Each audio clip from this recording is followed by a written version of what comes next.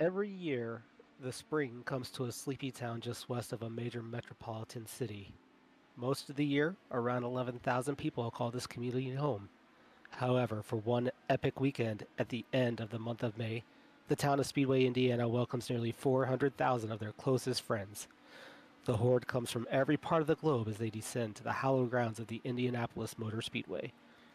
We could spend an entire hour on the history of the Brickyard, but that's a topic for another time. Tonight, we celebrate the greatest spectacle in racing. It is an event that is rich in both history and tradition. For the winner, it is the gateway to racing immortality.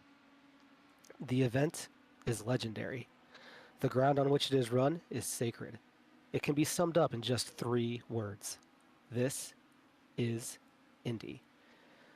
Hello, everyone. Welcome along. I'm Tim. Joining me tonight is Mike on the producing side. We are coming to you live from the virtual Indianapolis Motor Speedway, where we are set for one of the crown jewels of the major series. It's the international region of the Speedway 500, and it's going to be coming up right now on the major series. Tonight, it's going to take 200 laps to make up the 500 miles that are going to comprise tonight's race. Drivers are wrapping up their last-minute checks, doing a couple of last-minute practice runs, and getting ready for the green flag, which will be coming up here shortly.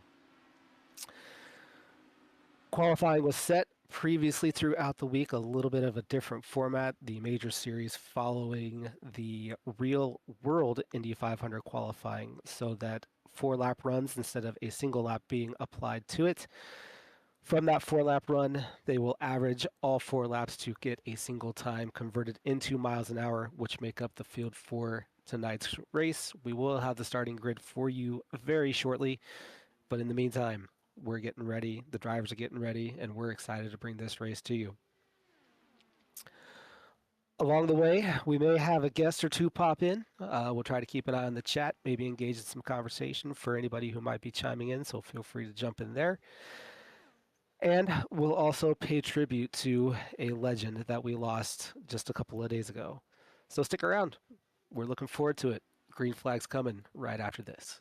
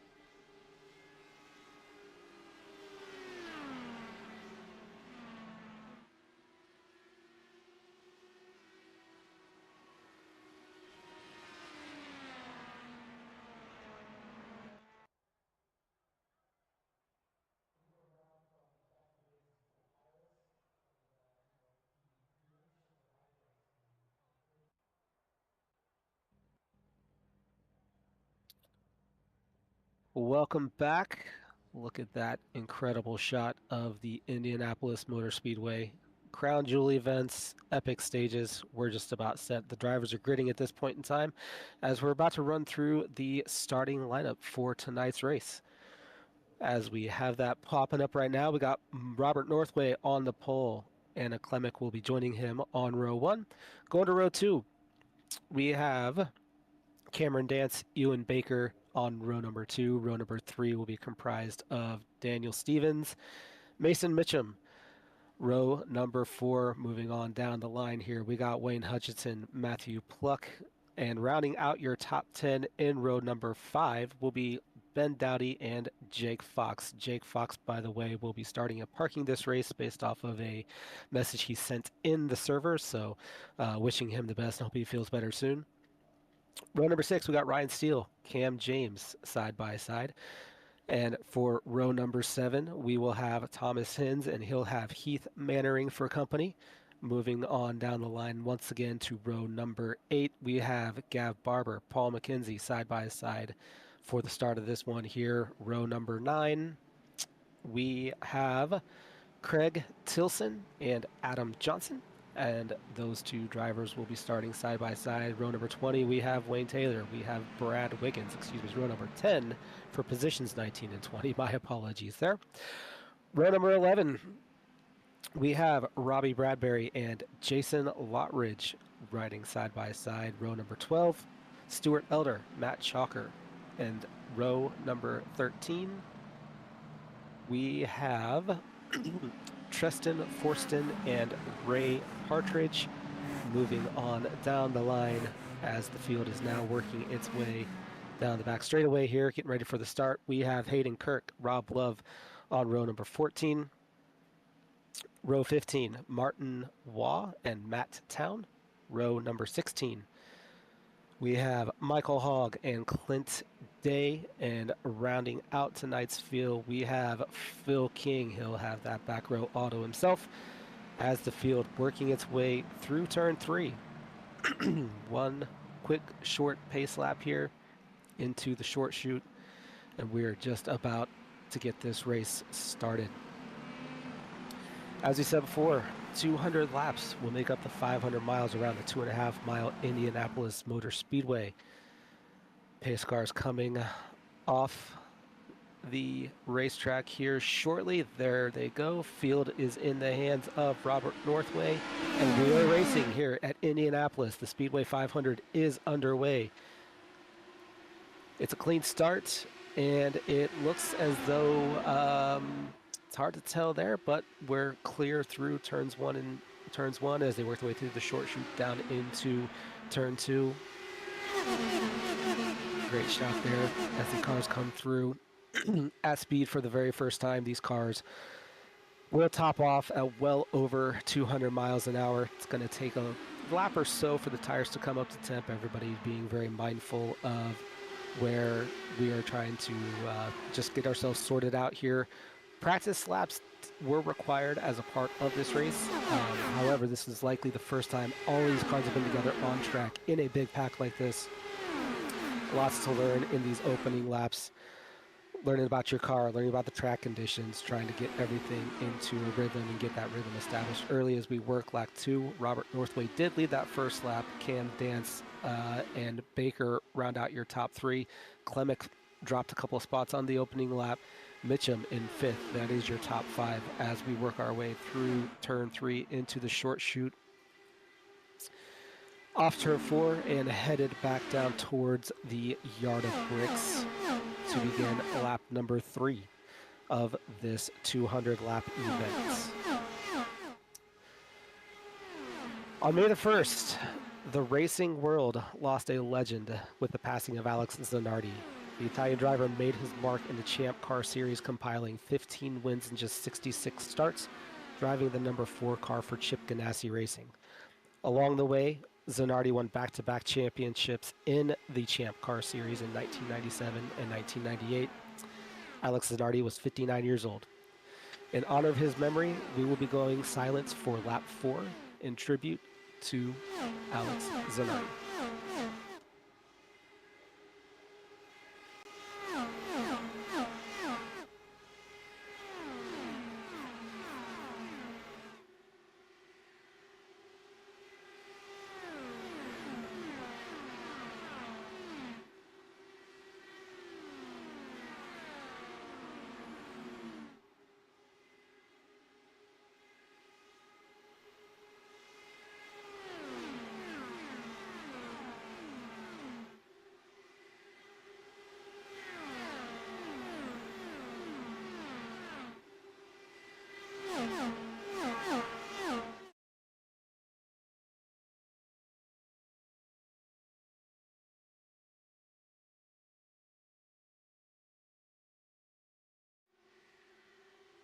He had time in Formula One, DTM, Champ Car.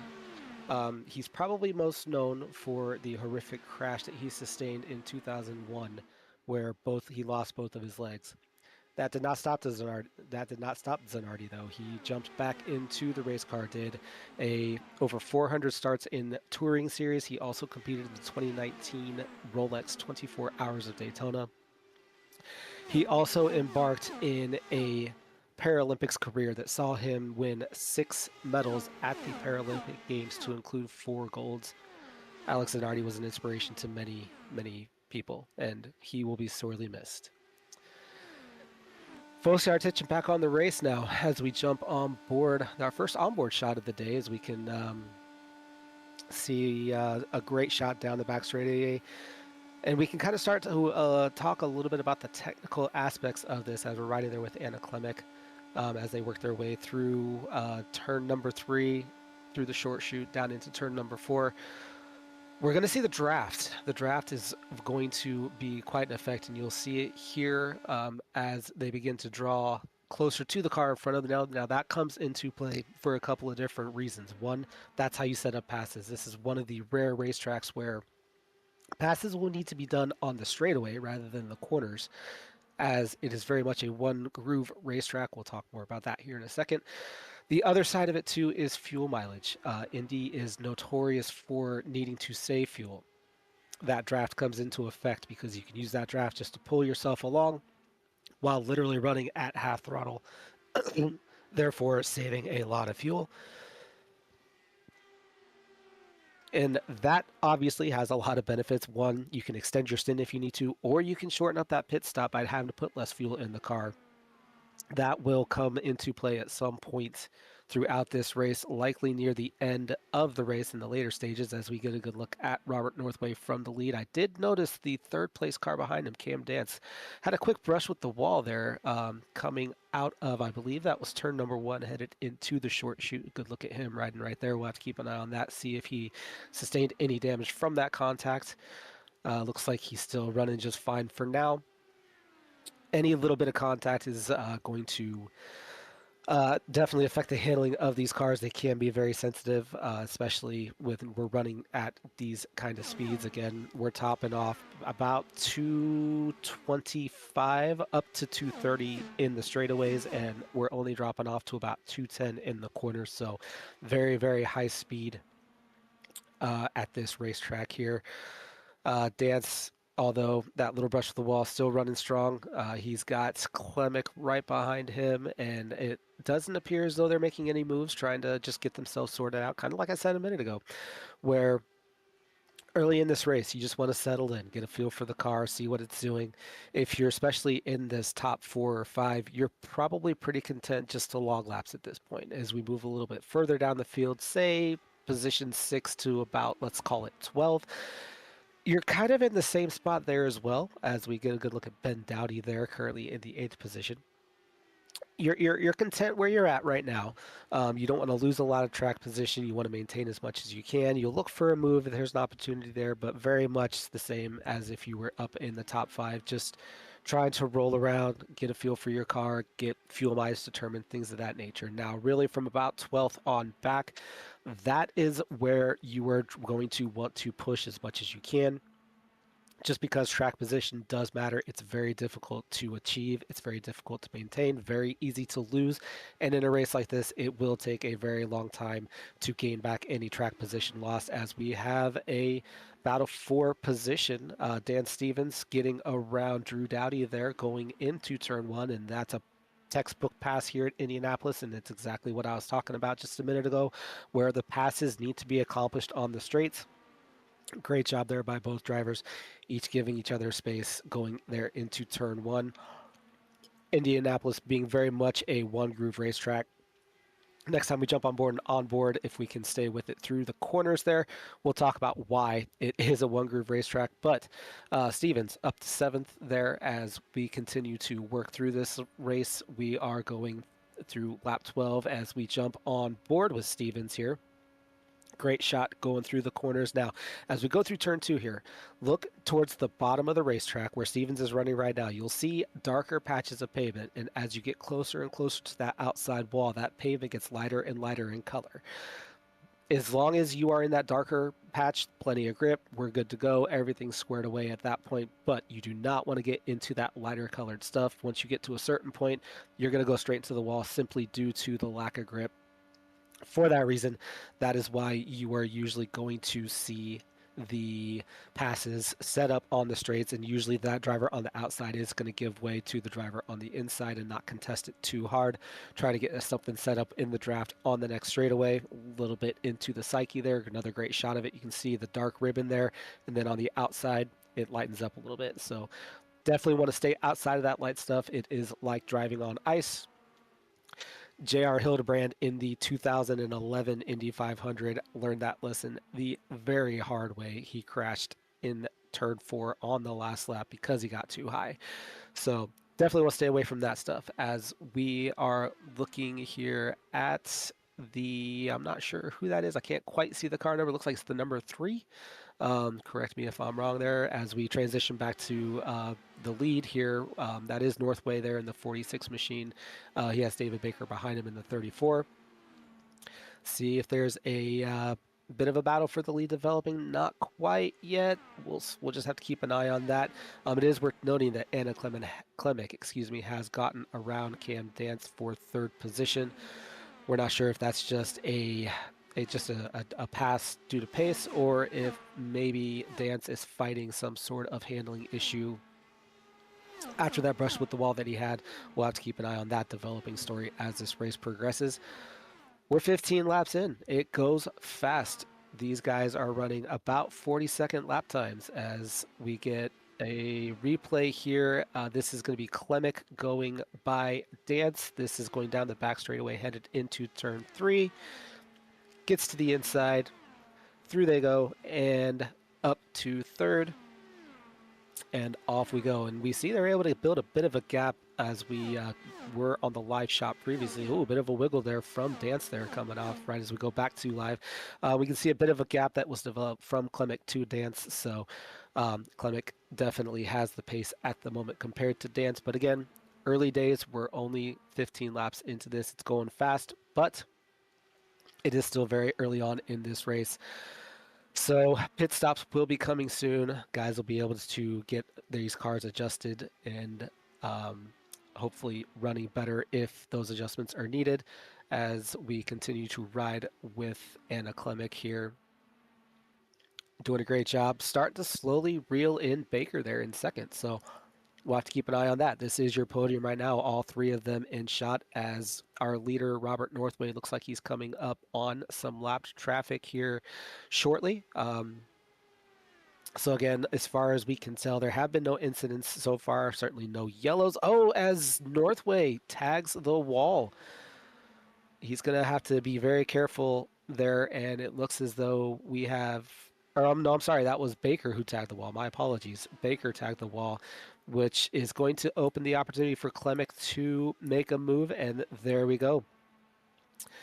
Baker hangs on to it on the outside, though. Don't see that too very often. It's very difficult to do. You put a lot of heat and a lot of energy through those tires as by going and doing that. However, he held on to it, and he's making a charge, trying to get that second place back into turn 1 now.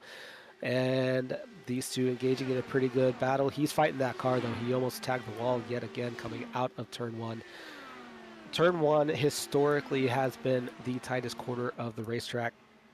Very easy to lose the front end of the car, very difficult to get the car rotated at times, especially on hotter racetrack surfaces. Today it's not too terrible. We're sitting at about 90 degrees right now, track temperature, but definitely something to keep an eye on as this race progresses. That track temp will continue to rise as we progress through this event.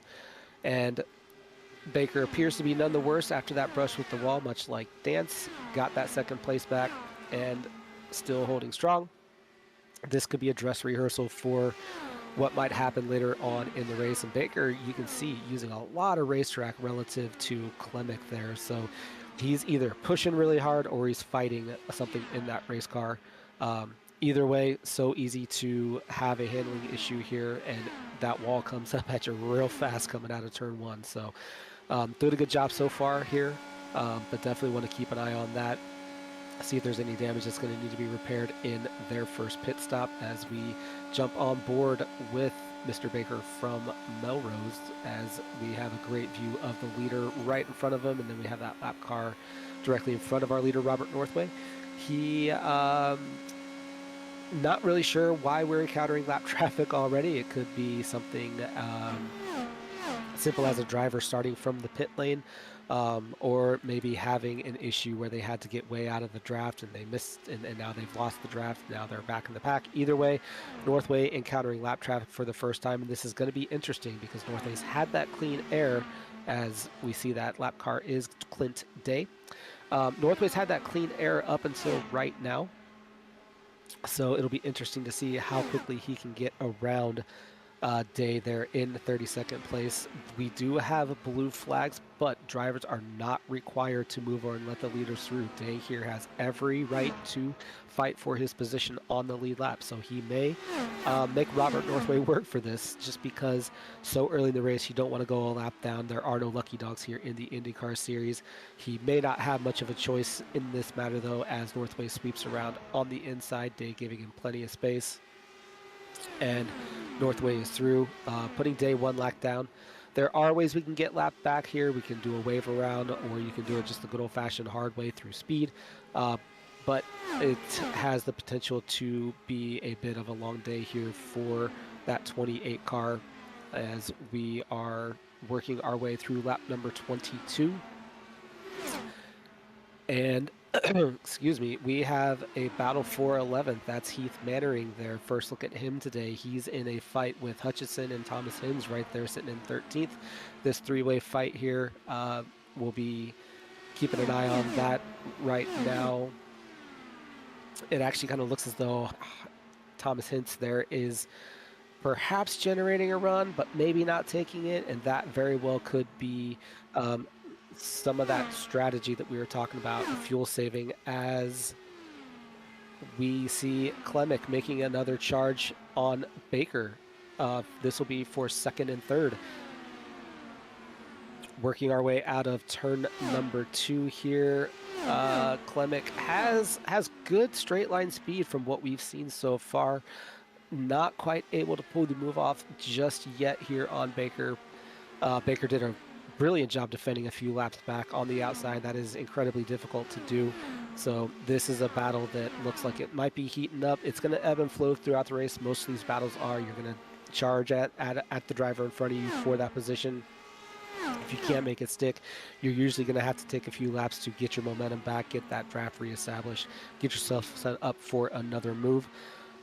Which again, all these drivers are learning all throughout the first 24 laps of this race. As we switch back to that, well, it looks like we're looking at Paul McKenzie right now. We understand he has a meatball, and you can see a lot of damage there to that machine. Looks like some wing damage. Looks like we're probably going to have some suspension damage. He's got that rear wing, looks pretty crumpled up, so he's going to have to come into the pits to get that fixed. We do have one fast repair in this race, one spare car. In all likelihood, he's going to use that. As you can see, he's definitely fighting it there through the short chute. So that tells me going that slow, he's probably got some kind of suspension damage as we see him come into the pits. We'll have to see if he uses the spare car. In all likelihood, because we are still under green, he's probably going to go ahead and utilize that. We'll find out here in just a quick second as we have a replay to see what happened to him here.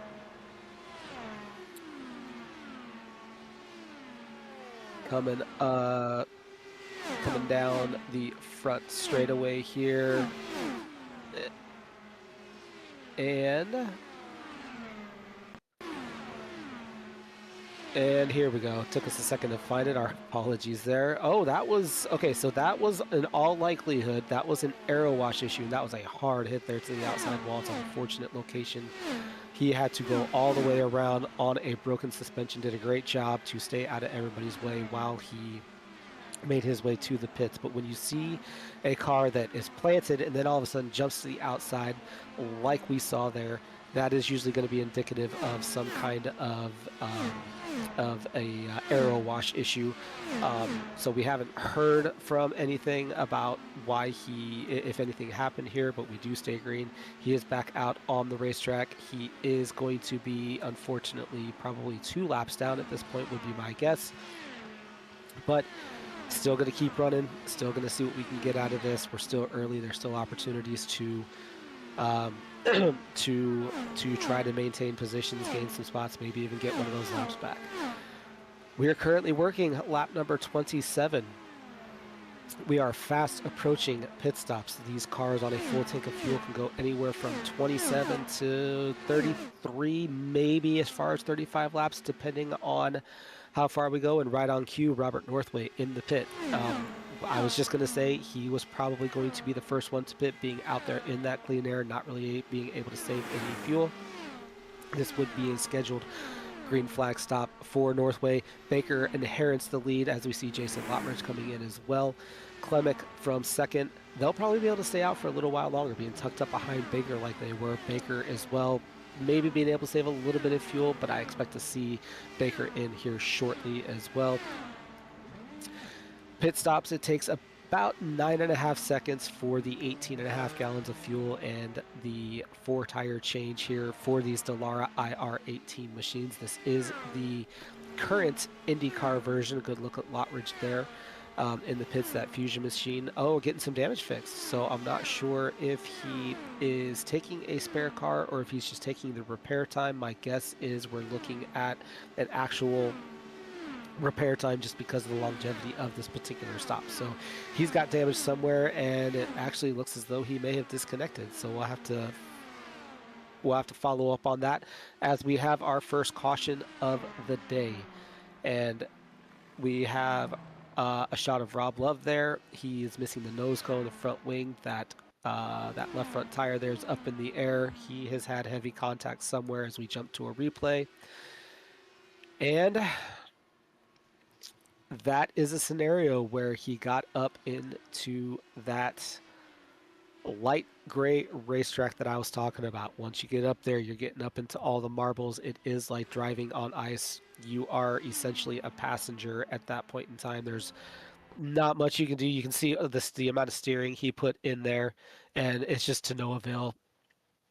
That is unfortunate for him. As we have another look at it here from the onboard, you can see as the car starts to drift up a little bit, now we're in the danger zone right there on that light colored paint, and you can see it just goes straight into that outside wall despite the steering inputs that Love was putting into it. That's exactly what I was talking about. There's just no grip, so you got to be very, very careful. Even if you jam hard on the brakes, you're still probably going to make contact with the wall and with the brakes of these cars. You're probably going to spin out. Just a really bad scenario all around. So unfortunately for him, this is interesting timing though. We had some leaders take stops. But most of the field has stayed out. Pit road's going to be a very busy place, as we can see pretty much everybody coming down. Looks like Mitchum in the 504 stayed out. I'm going to expect the Northway is going to stay out, but just about everybody else is going to be coming down to the pit lane. The pits here at Indy, very treacherous. Visibility is kind of at a premium, especially as you get to the mid-pack on back, cars darting in, darting out. Got to be just as careful here in the pits as you do on the racetrack, as we're getting a great shot of Ewan Baker here, his pit stop. And he slid forward in his pit, so that's going to cost him some positions here. That's going to open the door for, in all likelihood, Klemek or maybe even Dance to inherit the race off of pit road. You can see all those positions that were lost due to pitting too far forward in the box. You got to back up, make sure that you're inside the box before the crew will pit the car. So that's going to cost him, as we are under caution for the first time. And we will re-rack him, and we'll kind of go from there. As expected, Northway stayed out. He will inherit the race lead. Now, this is where the first wrinkle of the strategy is going to begin to play out, because Northway pitted, let's call it 2 laps before that caution came out, which means everyone behind him is going to have a slight advantage on fuel, plus Northway being in that lead position is not going to have a chance to really save fuel. He's going to be in that clean air. So we've seen this in real life versions of the 500. The lead driver will intentionally drop to second place, tuck behind a car to try to get some fuel save done. We'll see if Northway does that. I don't think he will. He's a guy that likes to be out front as much as possible, but we'll have to kind of see where it goes. Now, Northway is being scored as the race leader. Those 2 cars in front of him are on the tail end of the lead lap. If they are ahead of the race leader when the caution comes out, and if they do not pit, they will get a wave around to get one of those laps back. As you see here, that's exactly what's taking place right now. As we are riding with the 35 of Paul McKenzie, he had that issue earlier, so he's going to get one of those laps back, and that's exactly what I was talking about. Long race, Michael Hogg doing the same thing. They'll come back around. They'll join the tail end of the queue here as we prepare to go green, which should be coming along here pretty soon because the wave around is usually done on the last lap. It'll give those drivers a chance to go around, catch up, and it's also going to give us our first opportunity to talk about restarts. They are single file here for the IndyCars. Additionally, you can make passes on the right-hand side of the car prior to the start finish line, but you cannot pass on the left until you pass that famous yard of bricks.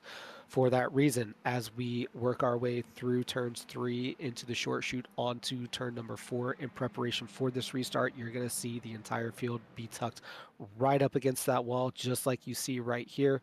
And they are going to be protecting that right-hand side of the car just to make sure. You can see right there, well off of the racing line. Got to be careful here though, because we're going to be picking up some of those residual marbles and things of that nature to get your tires all messed up. So we want to be careful here going into turn 1 as we have our first restart of the day. Pace car pulls off down into the pit lanes. Barney has the green flag in hand. He's waving it, and we are back to racing at Indianapolis.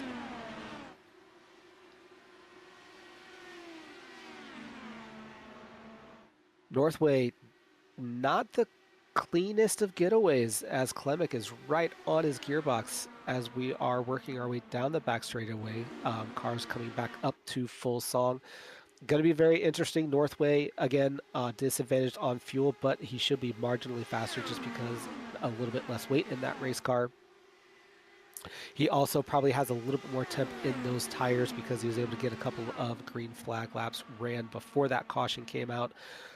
But Klemek has already shown that the speed of that car is very, very strong, and we will be very interested to see if a move is made or if they're just content to sit there and run second, save some fuel, force Northway to burn up his fuel. This is where, even though we're only 34 laps into this race, the strategy is already starting to play out. So we have the tactical battle of wanting to lead the Speedway 500 compared to the strategic battle of trying to put your competitors in a disadvantage to your position. And the strategic part of it is going to be absolutely fascinating to follow. Great shot here as they come past the yard of bricks. See just how fast these machines are going as they work their way through turn 1, coming off the wall here. Great shot at turn 2, that apron. Exit of turn 2, down the back straightaway into turn number 3.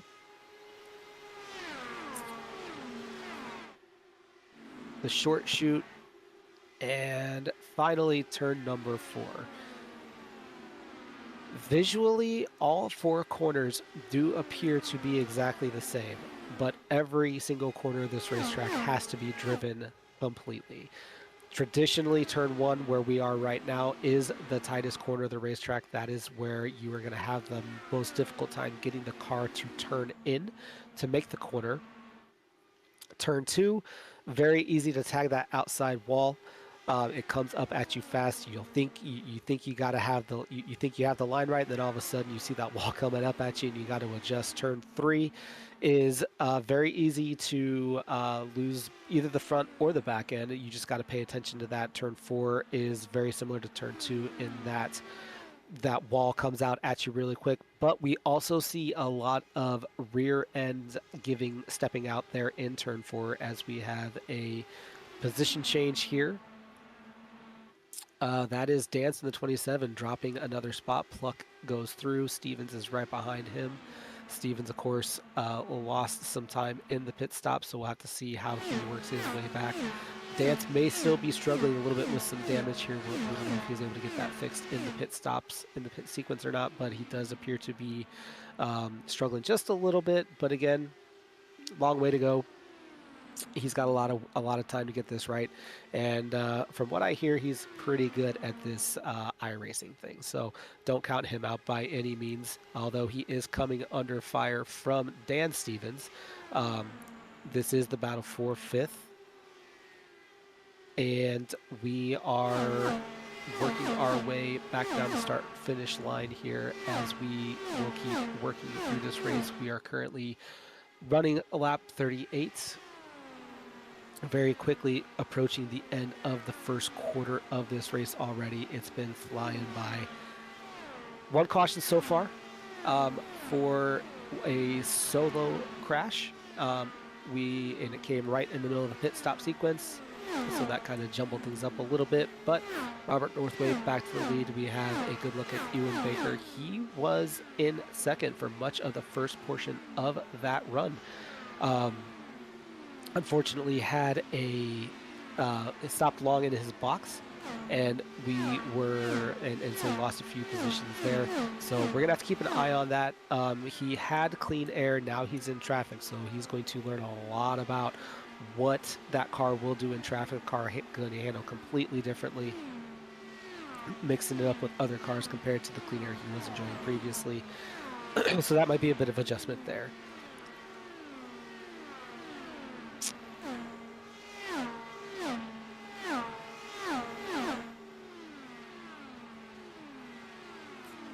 Good look there as he is trying to get around the 99 car, and the 99 car kind of riding up on the track a little bit.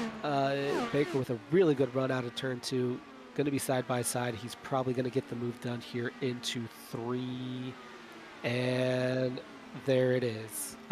Baker up to 9th place. He'll have a little bit of clean air to the car in front of him, but when you're in clean air and there's nobody in front of you whatsoever, you can go wide open all the way throughout this entire racetrack. But really, once you get to within about 1.8 seconds of the car in front of you is where you start to feel that air coming off of that car in front of you. That disrupts the airflow over your wing. It reduces downforce. It means you're going to have to back out of the throttle just a little bit. The closer you get to that car in front of you, the more difficult, more pronounced that arrow becomes. So we'll have to keep an eye on that. That's where his handling is going to be coming into play.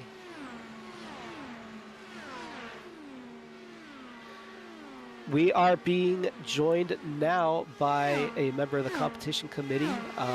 So Mr. Garen Batten, thanks for stopping by. Welcome into the broadcast booth. How you doing, pal? Yeah, great. Thanks for having us, Tim.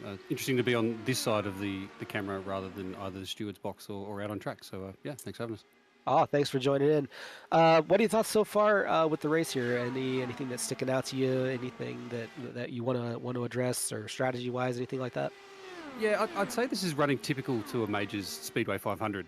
14th of these for anyone that hasn't been around for Majors since the very beginning. So, yeah, plenty of them have occurred. But, yeah, this is pretty typical structure of the way that the Speedway 500 goes. Lots of clean green running early, people finding what they've got under them, feeling out the competition for a lot of it. But I would expect the action to really heat up once we get past about lap 120. Typically, we've seen in the past, that's when people start to try to make moves. Mistakes get made, people get tired. So, yeah, I'd say this is about what I would have expected coming in. Excellent. And Northway at the front, no surprise there. Anna Klemic holding very strong. That's not a name that I'm too familiar with, but I usually work on the European side, and I race in the Americas side, so I may be incorrect there, but really good, strong outing for them. And the guy I'm keeping an eye on for now is Ewan Baker. I was just talking about it before you joined in here. Just being in the clean air for the first run, having to deal with the traffic now. With that in mind, who are you watching here early on? Yeah, so I think the problem at the pit stop for Ewan was in these cars. If you're too close to the pit wall, it'll say that your car's out of position, so it won't actually service it. So I think he was just a little too close or too far to the left in his pit box, and so had to readjust the car's positioning, and he lost just on 3 seconds as far as the pit stop time was concerned. So yeah, obviously dropped himself from running in the top 2, top 3 down to the back end of the top 10. One thing that I've found him running practice for these cars this week, it's very different running behind one car in front of you compared to when you're running behind several. So he looked pretty comfortable when he was running up there just behind Northway, or even in third place. But now that he's buried, doesn't seem to be making any steps forward. So yeah, it'll be interesting to see how he tries to to get back up the front there, whether he tries to do it through pace, does something a little different on strategy. So it'll be interesting to see how he does that. No surprise with Northway and Klembeck out the front. They were two of the three stars of qualifying during the week. I suppose Northway starting on pole in all three regions, so certainly no surprise to see him running out the front. Be interesting to see whether he chooses to still stay out the front for the entire race. Obviously, he had to stop before the yellow, running out front using a lot more fuel, whereas the others behind are able to save.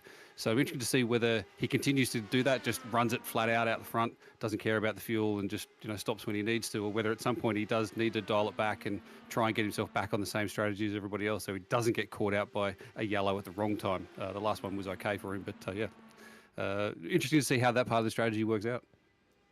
Yeah, for sure. And I was wondering about that too. I said Northway very much likes to be in that lead position, but it might not be the worst thing in the world if he ducks behind Klembeck there to try to save a little bit of fuel. Or he may have something already up his sleeve. Like I said, he's pretty good at these races here. Who's somebody that we haven't necessarily talked about yet that maybe caught your attention? Is there anybody out there like that that's kind of catching your eye? So Cameron Dance is one that will absolutely feature once it comes to the end of this race. Anyone that watched last year's International Speedway 500, Dance was probably online to win that race coming out of turn 3 on the very, very last lap, and then there are a various cluster, of things happening going on to the front straight on that last lap, ended up not finishing even on the podium. So look, Cameron knows his way around these races, knows his way to knows how to get to the front of them. So I certainly expect that he'll get back up near the front once it gets to go time here later on in the day. Now, do you think that a little brush he had with the wall there, do you think he's just biding his time, or do you think he's fighting damage from that? Like, what's your opinion on that? No, he'll have certainly got that fixed up at the first stop. I'd suggest it wasn't a huge amount of damage, but it doesn't take a lot just to take those few mile an hour or kilometres an hour out of your top speed. And that did mean that he dropped a couple of places back in the line there. But no, I'd expect him to be fully repaired and up to pace. And he's probably now just biding his time. Still 150 laps to go. No need to rush it yet. He's in 5th. There's going to be yellows. There's going to be plenty of pit stops. There's going to be plenty of things happen yet. So, yeah, no need to really kick it off just yet.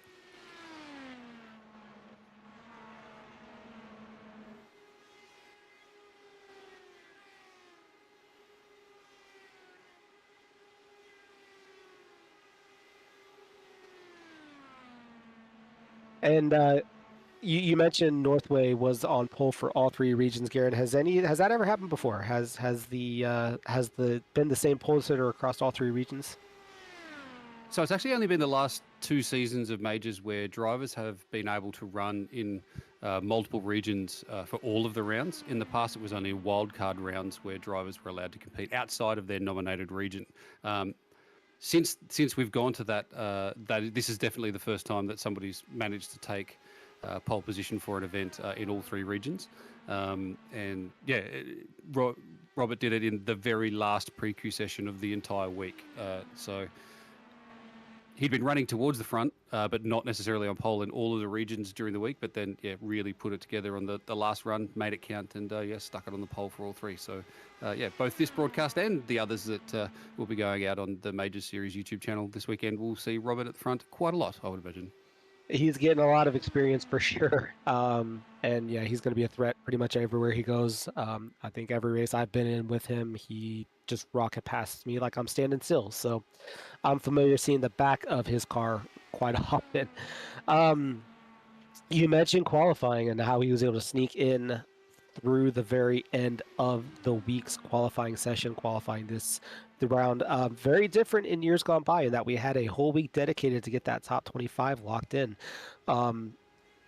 How do you feel about the qualifying here for Indy? For me, I love the challenge of it, but it's so stressful. So what are your thoughts on that qualifying session with having to do the 4-lap average instead of just taking the best lap? You have to be on it for all 4 laps. What are your thoughts on that?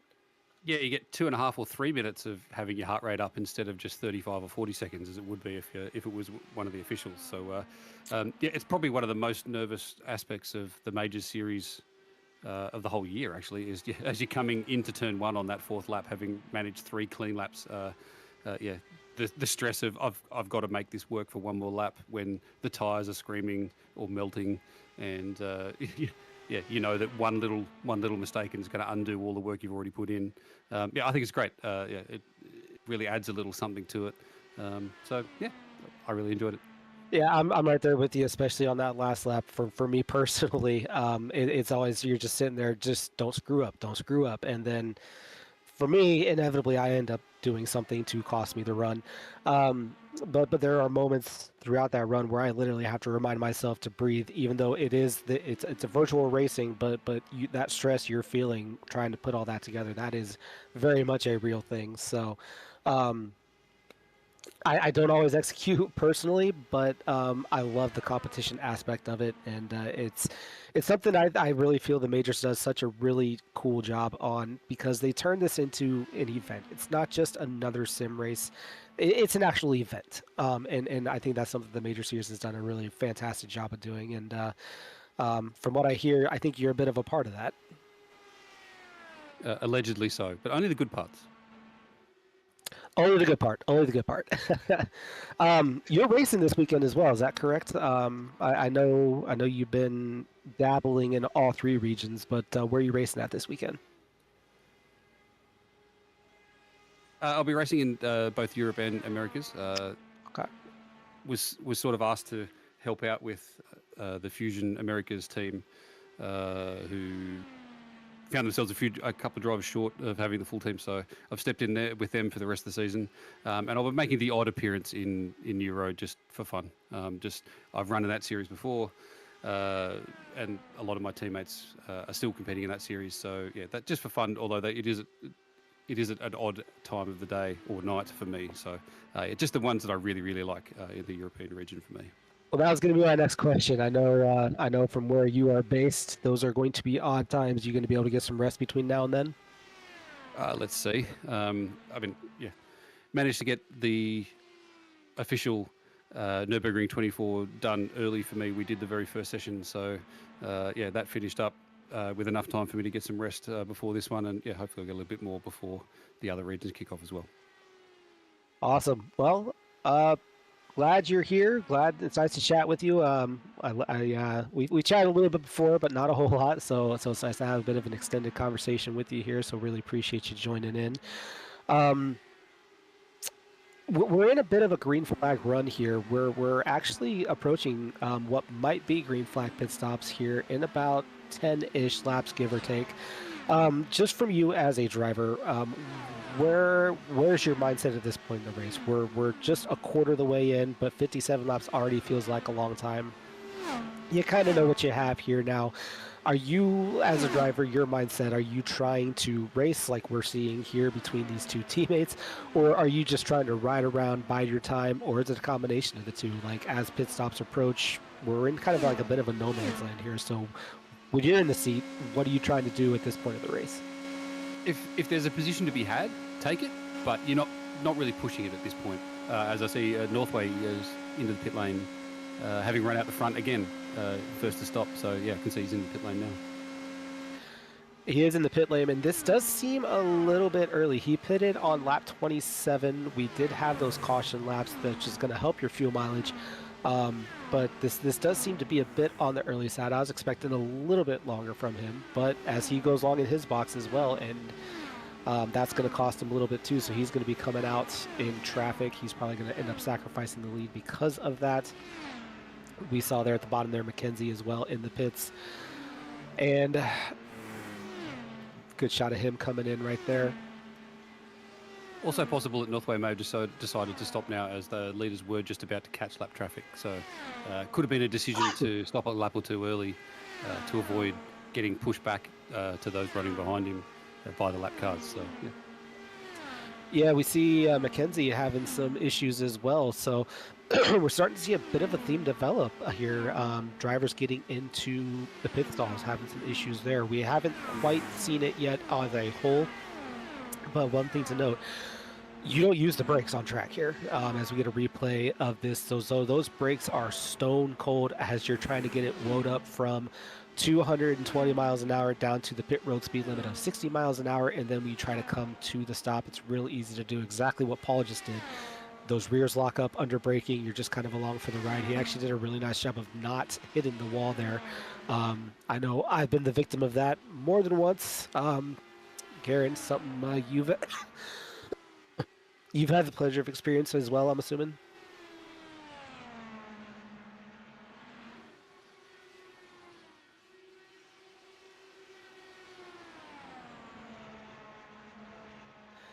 Good shot of Hayden Kirk there, currently running 11th. He is running the same livery as our leader, Robert Northway. Matthew Pluck in the pits, so the dominoes are starting to fall. Pit road is starting to get a little bit busier as we work our way through lap 61 currently. And Cameron Dance, he's also in. So we're going to see over the next probably 5 to 7 laps, we're going to see a trickle of cars coming in, very much like we're seeing now. I don't expect that we're going to see more than about 5 or 6 cars in the pits at any given time, but I could be wrong. As clean stop, and that is going to be well, he may have gotten it woed up there for Mason Mitchum. We'll have to keep an eye on that. He's currently our second place car. I had them all locked up coming into pits, and that's exactly what I was talking about just a second ago. Cold brakes, you got to be very careful coming in there, but you also want to balance that with trying to get as much time as you possibly can before you got to hit that limiter. So we're going to have to keep an eye on Mitchum there to see if he was able to get it slowed down to that pit road speed limit as we get another look at it here. Coming off of turn 4.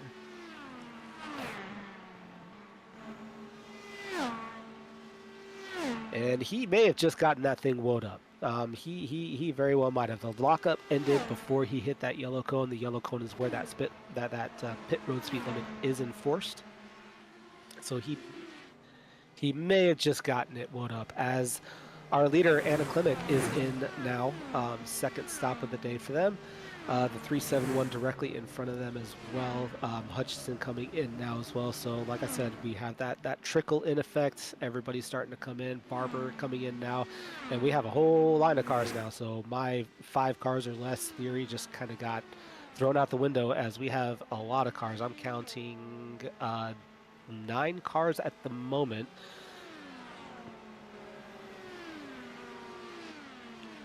As we see another car sideways in the pits, so that is definitely a theme to be that we're seeing happening at this point in time. You can lose so much time in the pits. Under green, it's a bit less of a penalty, but under yellow, when everybody's around you, very, very costly mistakes at that point. As there's another car that's backing up in their stall as well. Didn't see who that was, but but a lot of issues getting in and out of these pit boxes. So I think the one that's catching most people out is the being too close to the pit wall and telling them they're too far left. Sliding through the pit box is one thing. You can jam it in reverse and get back in there fairly quickly. But yeah, if you need to then, do the Austin Powers 17-point turn to sort of maneuver it back into the pit box a little further away from the pit wall, that could be what really costs you time. So yeah. Yeah, that's a great call out. And I'm not taking notes at all for my race later on tomorrow. Not at all. I know exactly what I'm practicing in the warm up for mine now. Yeah. Yeah, exactly. I guess that's the advantage of running in the Americas region for me, because I get to see what the guys are doing ahead of me. So we should be getting close to rounding out this particular round of green flag stops. So that brings us to Anna Klimek back in the lead. Northway in second, so he didn't lose as much time as I thought he would because of going long in the box, but he's right there in second. He's about 1.2 seconds back. We're starting to spread out a little bit, so it's going to be interesting to see what Northway does this time. Now that he's in second place, does he try to get back to the lead, or does he try to save some fuel? Even though it looks like he's pretty far back, he's still feeling both the draft and the on the straightaways and the aero wash in the corners from that lead car in front of him. So the fuel save could be into effect.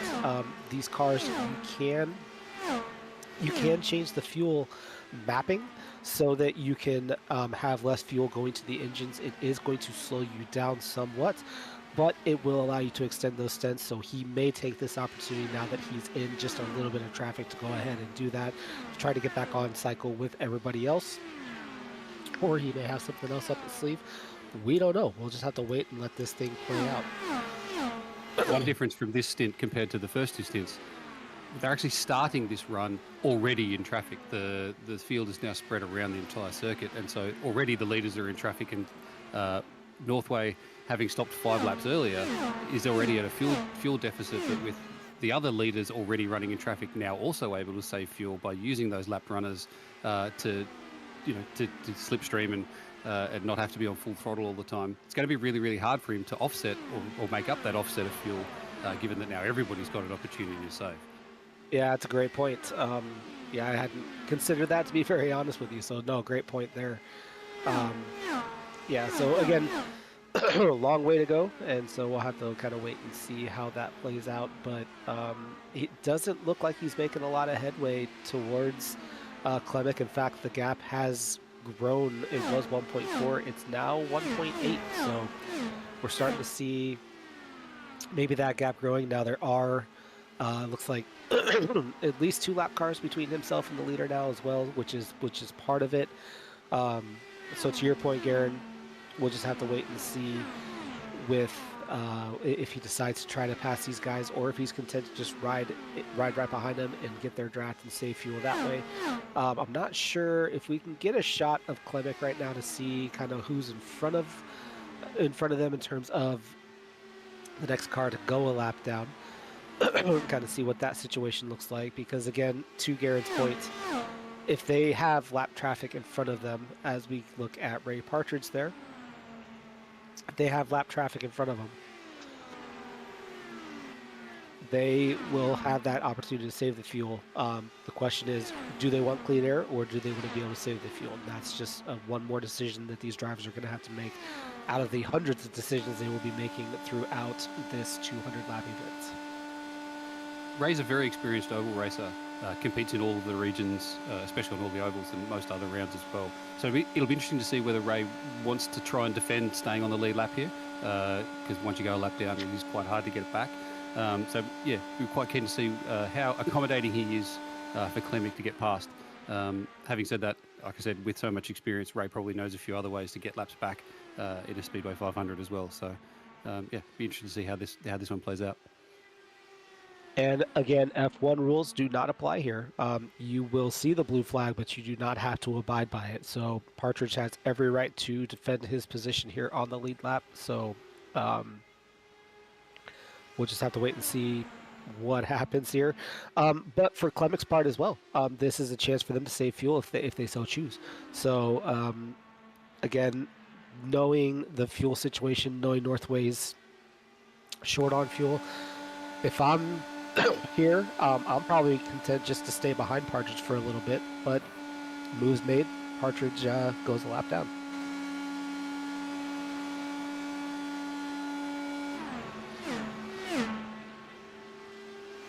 One of the other key contenders, Ewan Baker, at the moment, currently in P9, is actually not getting the benefit of being able to fuel save. There's a bit of a gap in the circuit in front of him at the moment, so yeah. Already having had the dramas at the first pit stop, now also not really being in a position to save when most of the others in the top 10 are getting that chance. Yeah, a lot of things gone his way in the early part of the race. And I said kind of at the top, it's real easy to lose track position. There's a lot of different ways to lose it, and he unfortunately lost it in the pits. Very difficult to gain it back, as we're seeing here. When the field gets spread out like this, it is hard to run down the car in front of you. It does take a while. It happens, but it does take a while. He's probably going to be looking for a yellow to get caught back up here, in all likelihood. Yeah, it's just quite a lot of drivers are at the moment running, expecting and believing that there will be more than one yellow still to come in this race, and they're probably right. So yeah, it's definitely a valid way to attack things at the moment.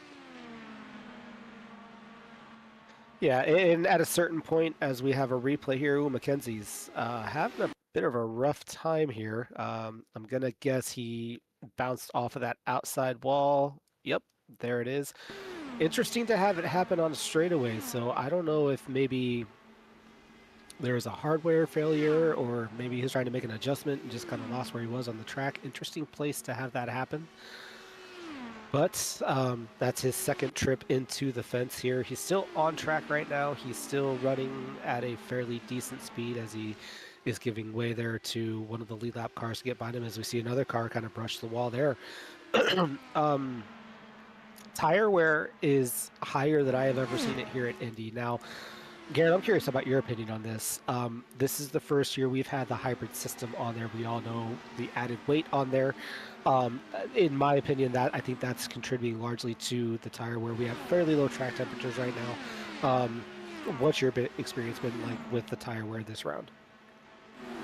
Yeah, previous years passing has been a lot easier, and it seems with the increased tyre wear, the increased weight, and certainly the temperatures being up this year as far as the Speedway 500 is concerned, getting a tyre offset is probably your best and easiest way to actually try and make a pass on anybody from moving forward. But having said that, that crispness and the extra grip you get out of the new tyre really isn't lasting very long. So, definitely tyre wear is a thing, much more of a thing than it's been in previous years. But it does seem to plateau out to the point where, not to say that they're useless, but they're about the same for everybody after a few laps. So even if you do have a few laps offset on your tyres, if you don't use it when you've initially got it, as far as that extra grip is concerned, it's not going to help you a huge amount in terms of moving forward through the field. It's definitely a different way of racing this year. There's definitely more emphasis on getting passes done early in your run, and it's a lot harder to get, to just walk through the field. Interesting to see how people choose to play things out, especially if we get some yellows late on. Do you give up track position for new tyres, or is the track position the king? Yeah, we have a little bit of contact here between Baker and the 507. Baker washes up the racetrack well, it's more than ever so slightly. That's a good car width that he washed up there. Nice job by those guys to avoid having what could have been a big incident. That was for position. He was making the move on Forston there in the 507. So Baker, we were talking about him earlier, up to 8th here. So getting his way back up there. He's got quite a gap to the guy in front of him. That's going to be Drew Doughty.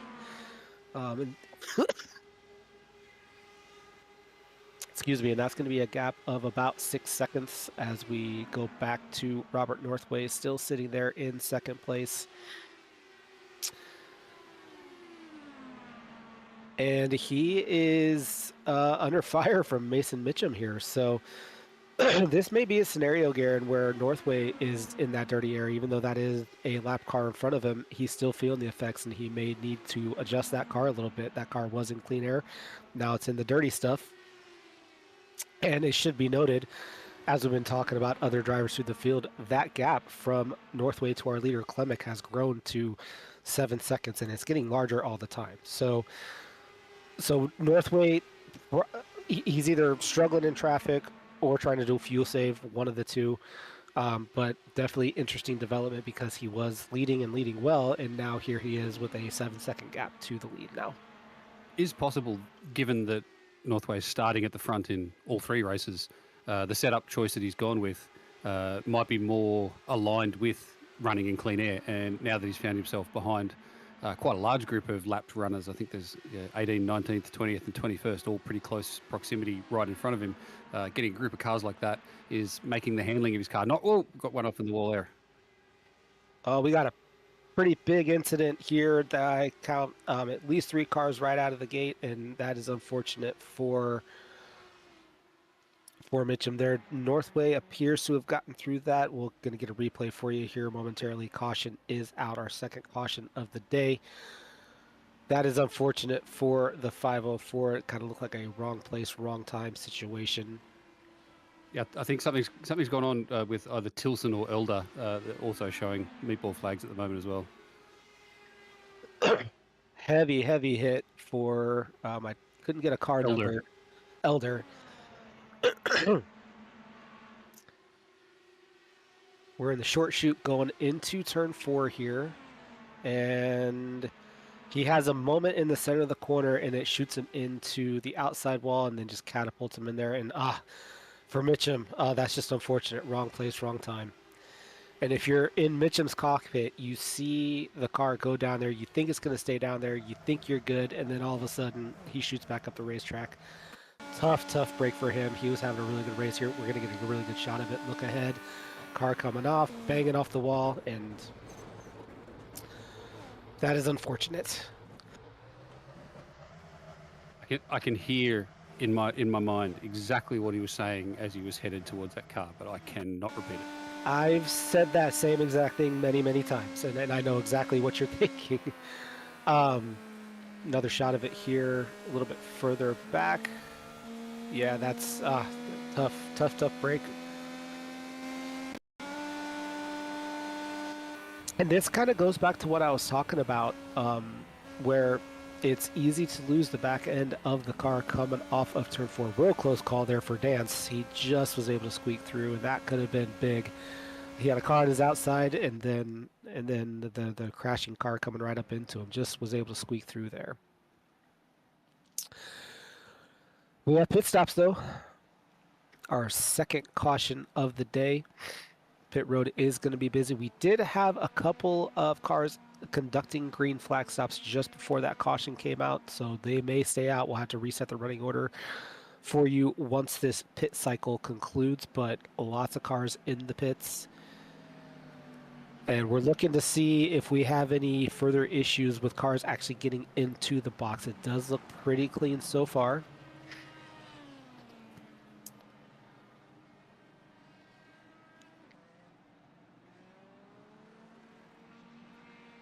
With so many cars having issues in the first couple of rounds of stops, but also so many cars in this race being from the North Sim Racing or the Kiwi Sim Racing, sorry, team. I wonder if word's gotten around within their own discords. Hey guys, make sure that you don't go too far left, because it'll kill you. And that's something we haven't talked about, is the team communication. That communication in the discords, it's crucial. That's why having your teammates with you definitely makes for a much more fun, enjoyable, and informative experience. So definitely a incredibly useful tool here.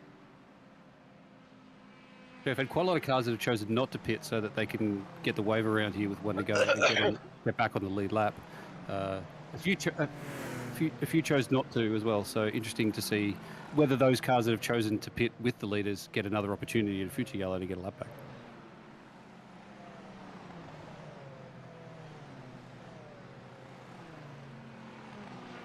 Let's take a look and see how Team Kiwi is doing so far here.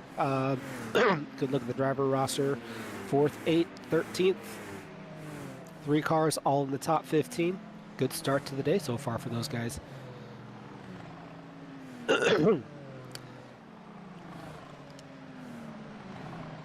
Although there's actually more than one Kiwi Sim Racing team within this series. We've got a pro team, there's a sportsman team. So yeah, my count, half of the field, so it was 16 of the 33 starters, 17 if you count Ewan Baker, who's part of the Kiwi Sim Racing team, that were from New Zealand. So about half the field from Kiwiland. So what I'm hearing here, Garen, is they have a good shot at winning this race. If you had to put money on a country, you'd probably put it on New Zealand in this race. That's true.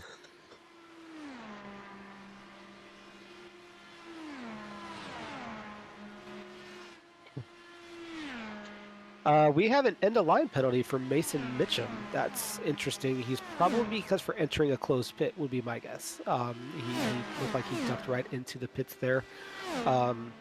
Really not much of a penalty to take because he was already in the pits repairing damage. But race control has made that determination. I haven't heard anything here from race control directly, so this is probably going to be a system automated control. We do have life stewards in this race. Garen does a fantastic job heading up that committee as well. So you want to talk about that a little bit, Garen, while we have a second? That'll be an automated one for when he took the tow. It'll have picked him up as entering a closed pit automatically. So yeah, we're green. And we're back to racing. Clement maintains the lead. Dance has moved up to third.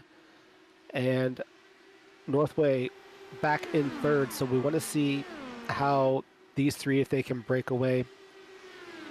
Garen, to your point earlier, you mentioned that Dance was probably just biding his time. Here he is right here at the front.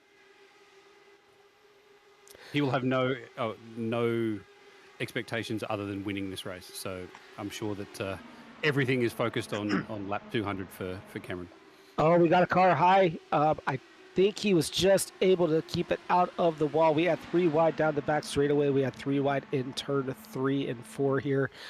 It was that red car there at the top of your screen.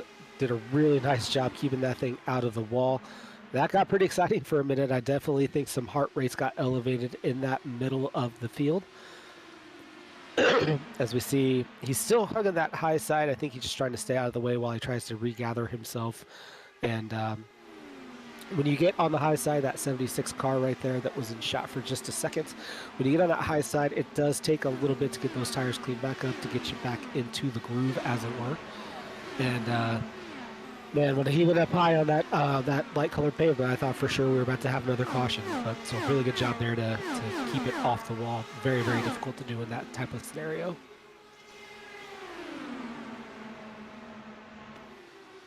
But despite the incident and the end-of-line penalty, Mitchum has only lost 1 lap through that incident. So one to put a little tab on to watch his progress through the next 50, 60 laps to see what he can do, whether that's race up to the front, which is probably unlikely from how far he's buried in the field, or some way strategize his way back onto the lead lap, because that car certainly has pace. So yeah, be marking that one to keep an eye on.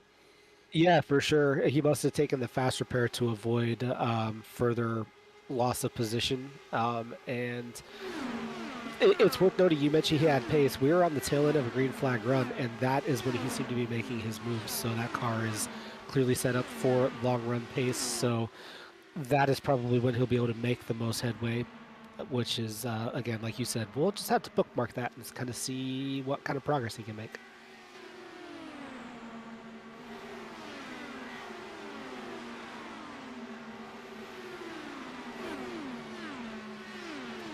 Meanwhile, at the front, Anna Klimek continues to lead from Cam Dance, who looked like he was trying to mount a charge there a couple laps ago when we last checked in with these leaders. Robert Northway there in third.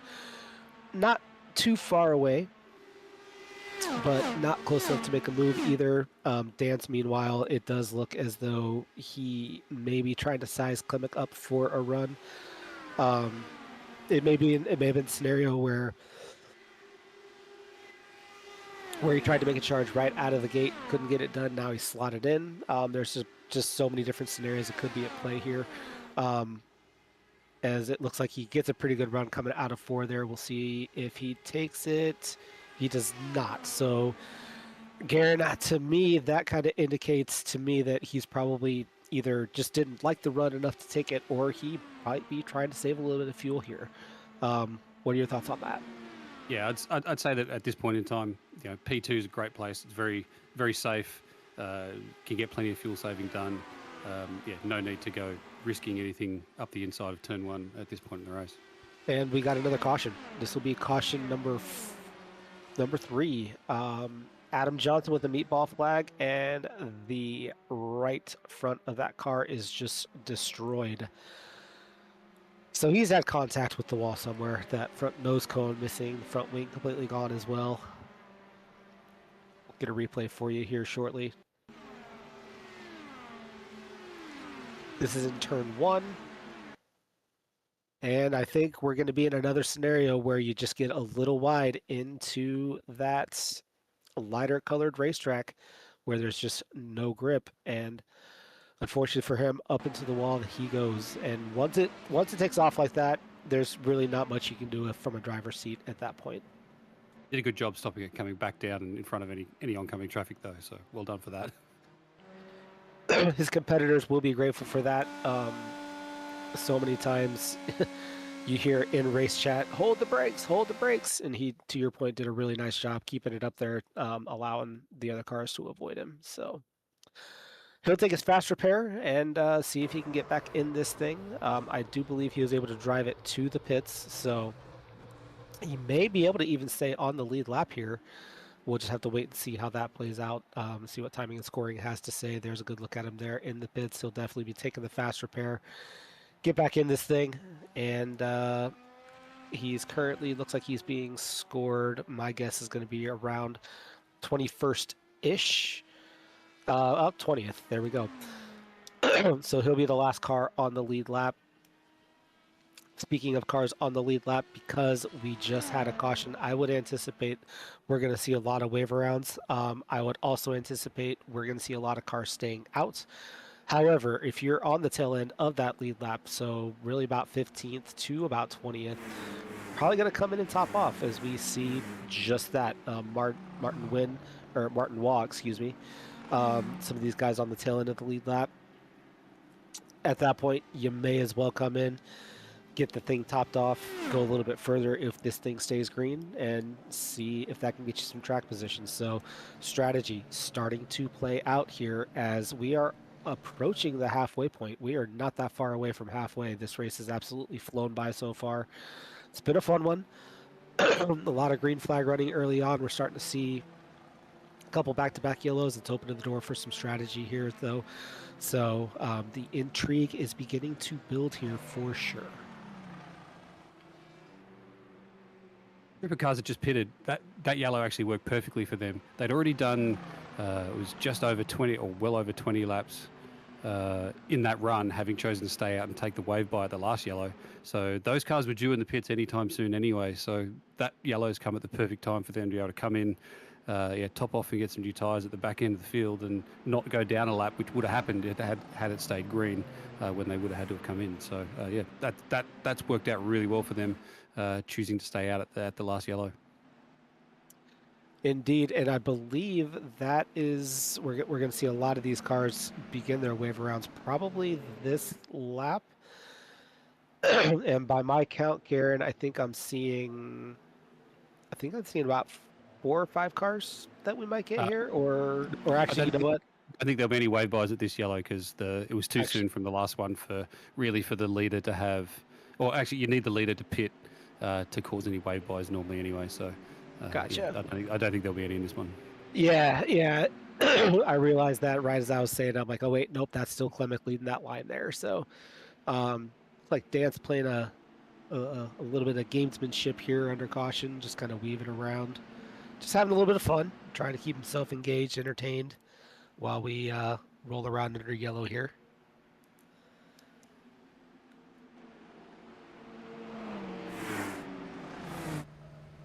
I did mention the finish to last year's race earlier, where Dance looked like he was about to win it when all hell broke loose, and he ended up not winning it. Cameron is a multiple winner or multiple championship winner in the major series, so it's great to have him back after he'd had a couple of years away from the series. So yeah, nice to have Dance around. No pun intended.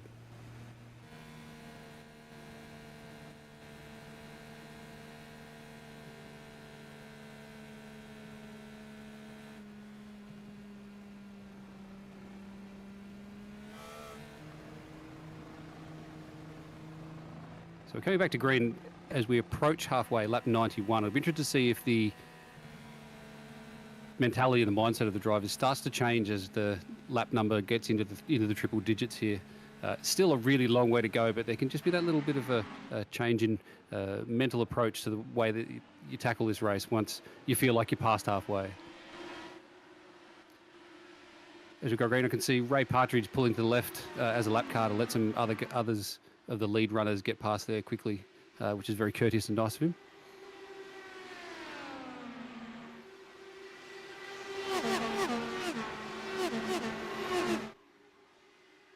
One of the things the drivers were briefed on before the race started was not trying to get a run or sit back and get a run on the cars in front of them when they go back to green.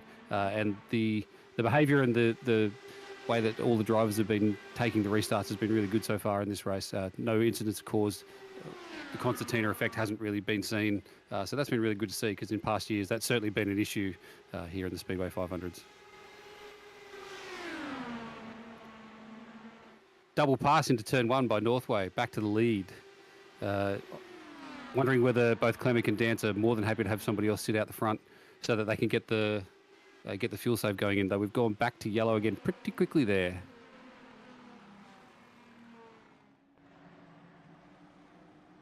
Hayden Kirk looking very second-hand and having to tow.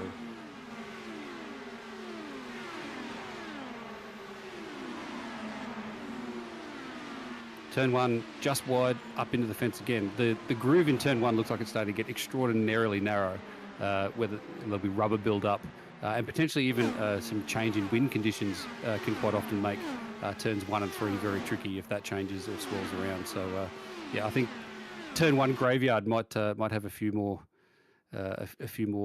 victims before this race is over.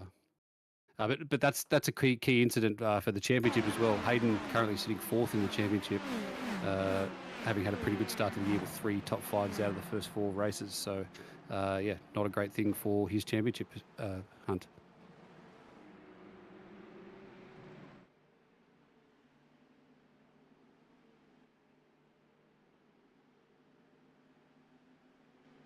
Let's have another look at that double pass into turn one from Northway to grab the lead just before the yellow came out.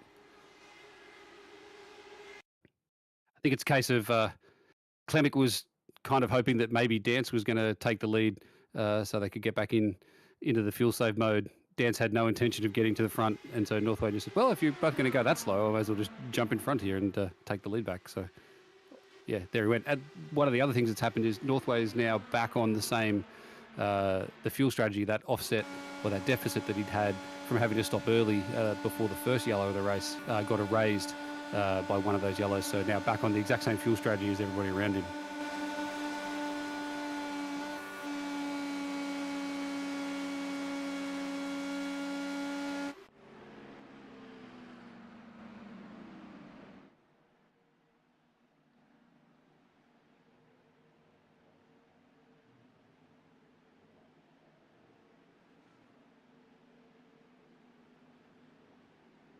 Speaking of championship contenders, Ben Doughty, current championship leader, has chosen to go off strategy and jump into the pit lane with this yellow, whether that's a little bit of damage, might be looking to clear, the fact that was buried down the pack a little, trying to find a way to do something a little different as a way to get back up the front. Yeah, another one to put a little bookmark on to see how this plays out and works out for him as the race progresses.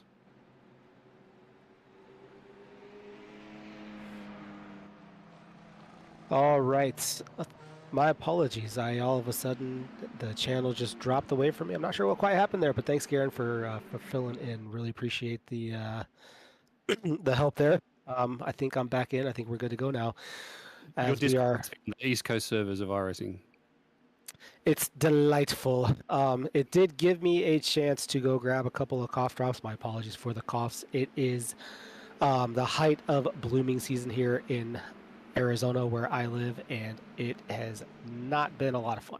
So appreciate you bearing with me, and thanks, Garen, for helping out with that.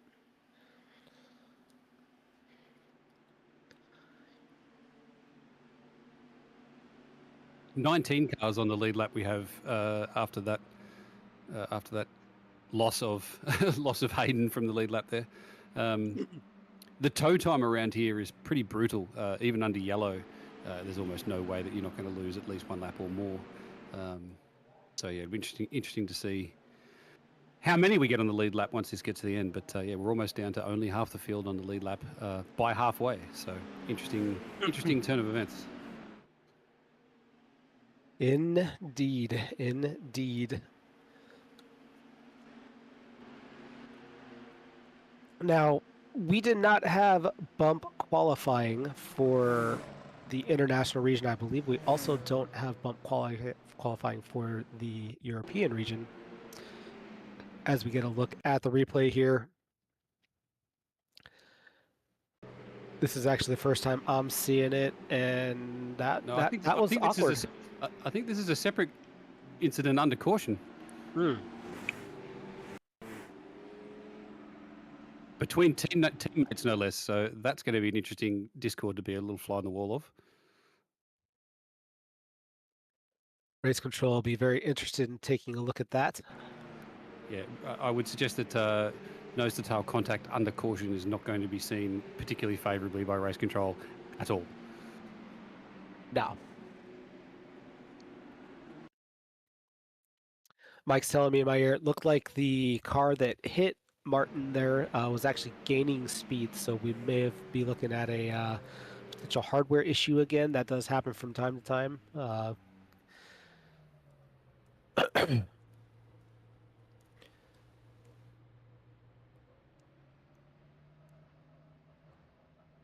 As we take a look at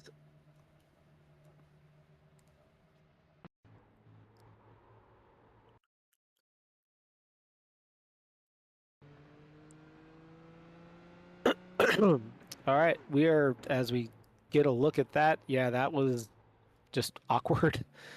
We're back to green though, as we jump back live, and Robert Northway has reestablished himself as the lead, and Clemic in second. Taking a look, are we gonna make a move?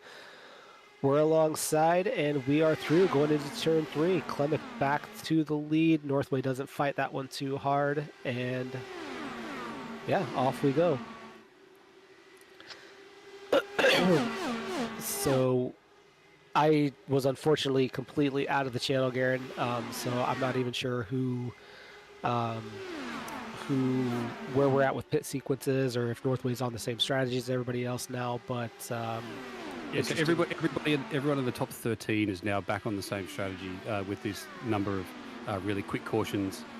So yeah, everyone's on the same fuel, and one of the things we were hypothesizing while you were away was, are we now actually at a part of the race where no one wants to lead?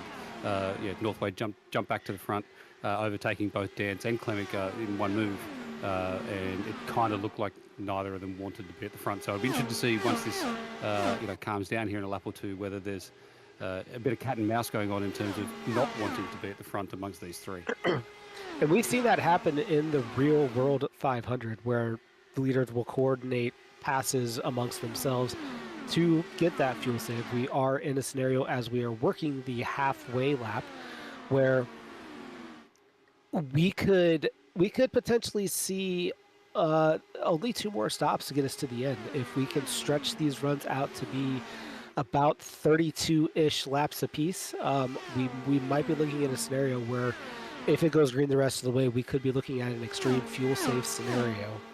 So this is where it's going to get really interesting as these strategies begin to unfold, because we have these leaders obviously want to keep their track position, but we also have the guys near the back of the lead lap that just pitted. They're going to be in a better situation fuel strategy wise as well, where they can make it on less fuel, less stretching. So again, there's about 5 or 6 different strategies that are going to be coming to play here. You're going to be thinking about all this as the laps begin to wind down. We are now past the halfway points as we take a look at Baker there, up to 6th. He was leading early, and it's taken him a long time to work his way back up to the top 5. He's one step away from that. Being very methodical, but this is also a great demonstration of just how difficult the passes are here and how difficult it is to maintain track position and gain back that lost track position. But strategy-wise, it's going to get very interesting. It's going to be it's going to be a lot of fun to see how this plays out. Oh, and by the way, you're trying to do all this while you're traveling at 220 plus miles an hour. 360 kilometers an hour plus for those that don't work in freedom units. Sorry. This is the international region after all. Yeah. I can't do the math that quickly in my head, so. I've got it in front of me, the speed that everybody's doing, so I cheated. And that's why we have you here.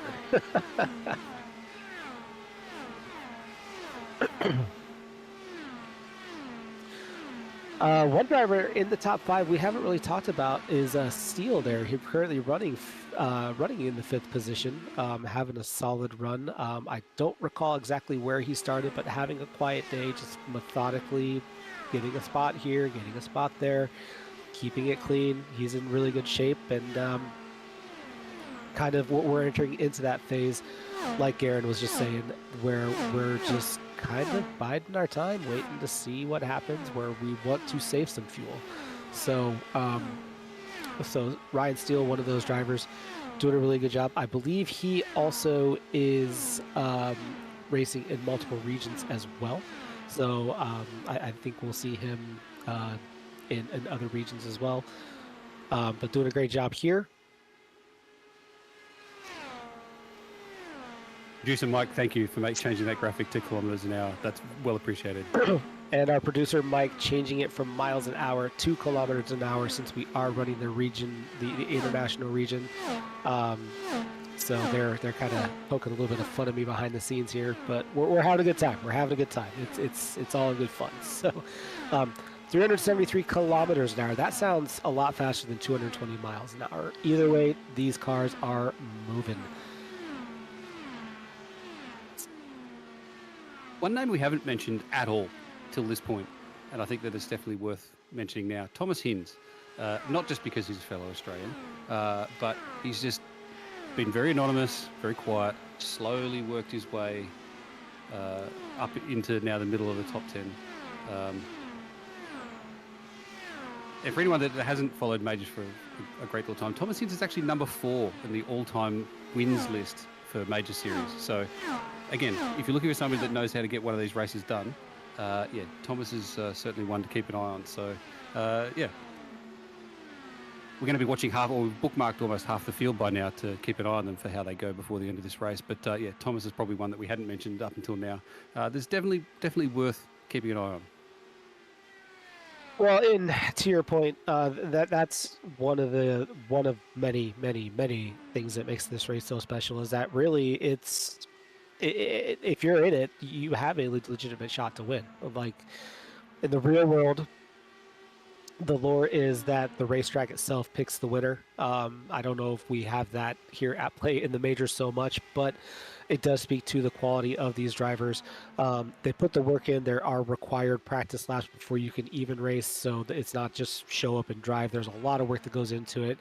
And if you look at the number of laps these drivers put in on the Major Series website, you can see just how much time some of these drivers have put in, over 400 or 500 laps in. That's just in the official series.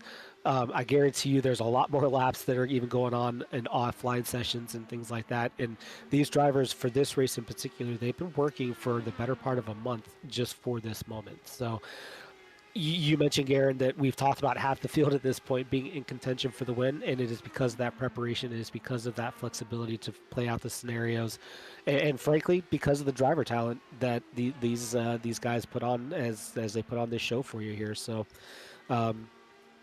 just another one of those things that makes the Major Series in general special, and this race in particular just awesome. Yeah, and as to your point, I mean, the two main or the ethos of the Major Series, if you like, is participation and preparation, which is why we have the minimum laps as part of the requirements. As we've gone yellow again. Another yellow flag.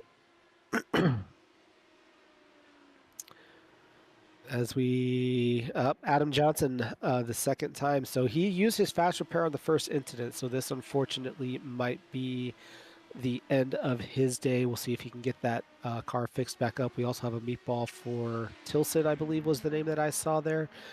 And big wiggle there coming off of turn 2. And I think Tilson may have gotten just a little piece of that as he was trying to sneak through. Another wrong place, wrong time for him.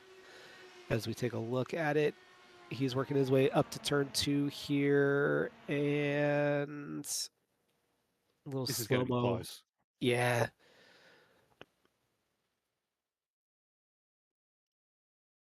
Oh boy. Just got him at the perfect spot too. You can see that the left rear tire there immediately wobbling, suspension broken. He's probably gonna have to take a fast repair for that. Unfortunately, he just missed clearing that. It would have been a split second when Craig thought he'd got past. He would have just for that split second thought that he'd got past and then whack. And Well, and in the slow-mo, you could see the car kind of waffle just a little bit. So I wonder if he had a bit of a moment of indecision about, do I try to cut inside? Do I just hold my line?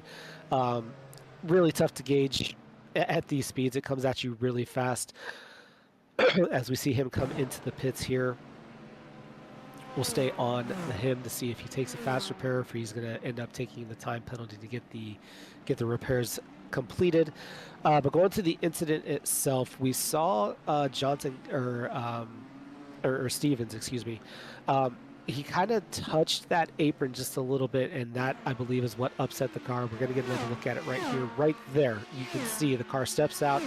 Right as he just dropped a wheel on that tan little apron, that little rumble strip there. You can get right on that. You can get real close to it, but if you hit it right as the car is in the middle of its rotation, it's going to upset the car, and you can't catch it, unfortunately, at that point in time. So that was kind of a unfortunate sequence of events, and you do feel for Tilson. As we get a look at Klemek here, having a very, very strong race, has not been outside of the top 5 for the entire race, fell back to 4th on the initial start, but has been in the top 3 ever since, holding strong there in that second position. As Drew Doughty is in the lead, is that what I saw on our timing and scoring? First time we've seen him up there. So at the last yellow, Ben was the only driver from that top group, that top 15, that came down pit road and got off strategy. And I hypothesised at the time that maybe this was just a play of, he didn't feel like he was going to be able to move forward as much as he wanted on pace, so needed to try something different. Ben, as I mentioned at the time, current leader of the International Championship. And so he stayed out. 12 laps into the run, this yellow's come out, decided to stay out, now taken the track position. So, positions 2 through 16, all pitted. Ben now off strategy, but has that track position. The other thing that's done by Ben staying out, there was 3 or 4 cars that looked to get the wave by, but because Ben stayed out and didn't pit, they actually got trapped, and so have not been given a wave by. Only 3 cars, Partridge, Mitchum, that's a name we've got bookmarked, and Bradbury have got a wave by to get back onto the lead lap. A few others that were hoping to do so weren't given that opportunity because Doughty stayed out. Mitchum will definitely be one to keep an eye on as we're back on the lead lap. A couple things to clean up. I called him Drew Doughty. My apologies. That's Ben, not Drew. We have a couple people with the same last name here, so my apologies there. Also, quick shout out to Don, who we were talking about Ryan Steele earlier. I mentioned I wasn't quite sure where he started. Don in the chat let us know Steele started in 11th, so thank you, Don, for reaching out to give us that info. Hope you're enjoying the broadcast as we're getting ready to go green here in just a little bit. Another look at Ryan Steele there, up to 7th in that Dog Bear machine. Dog Bear's known for their pretty cool paint schemes. This one's a little bit low key in terms of a typical Dog Bear, so interesting to look at there. Interesting markings for sure. As we can see, he's up high talking about that single file restart procedure where you cannot pass on the right. Therefore, you protect that right side of the car by getting it right up against the wall. As we are back to racing.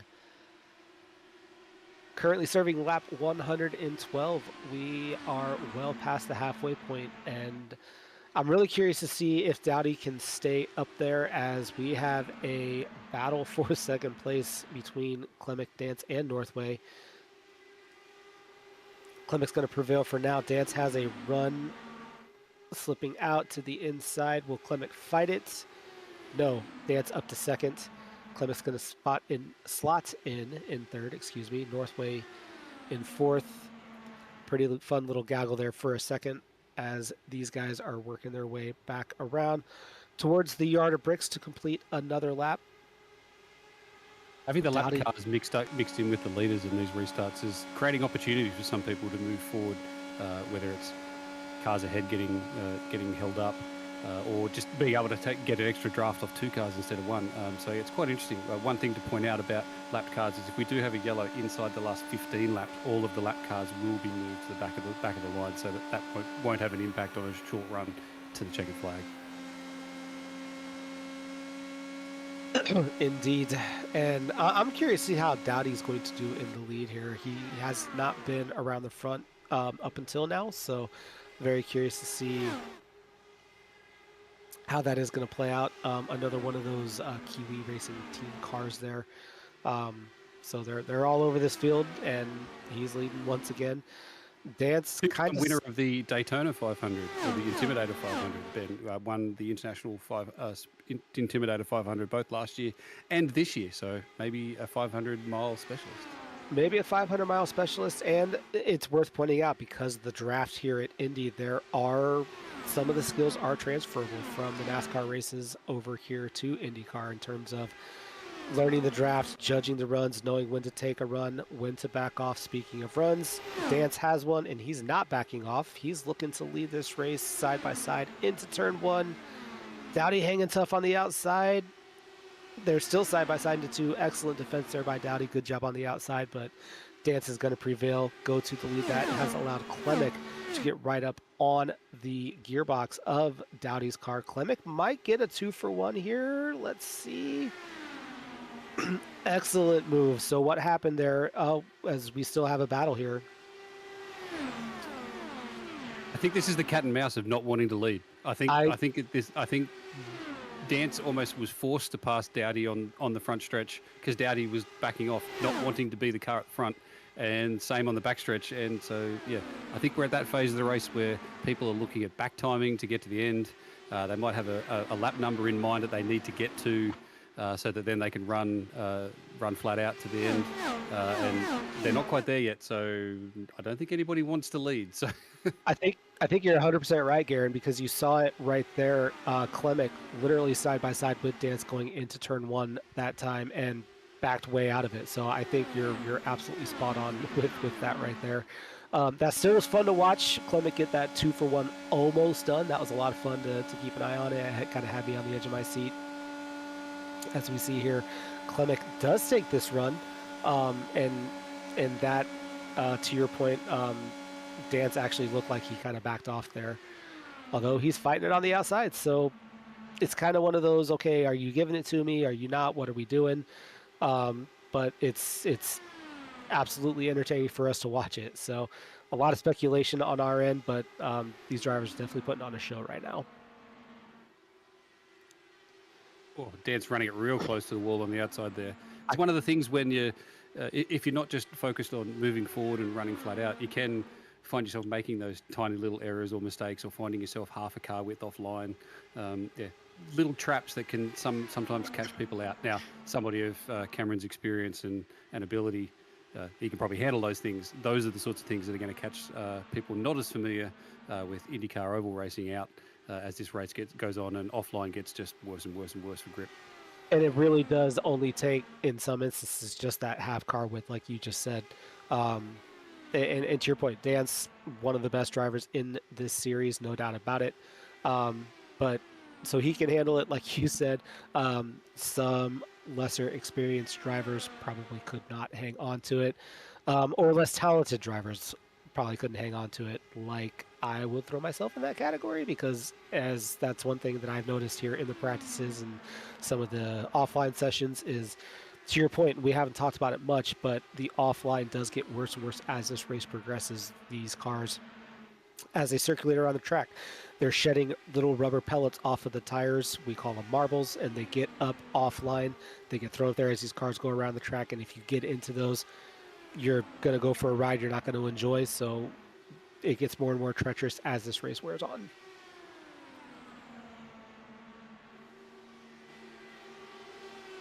One of the wave around cars from the last yellow, Ray Partridge, has just had to pit. He would have been hoping for a yellow before his fuel ran out, but unfortunately he hasn't had that opportunity. Robbie Bradbury, this lap by, will probably be in the same boat as well. So those guys took a bit of a gamble at the last yellow to get the lap back. Hasn't quite worked out as they would have ideally hoped, but yeah, let's see how things work for them here in this next little run. Now, there is a scenario where they are solidly within making it on 2 more stops now. We're at 80 laps to go. So if this thing goes green, they might be back in play if it stays green the entire time relative to what the leaders are doing.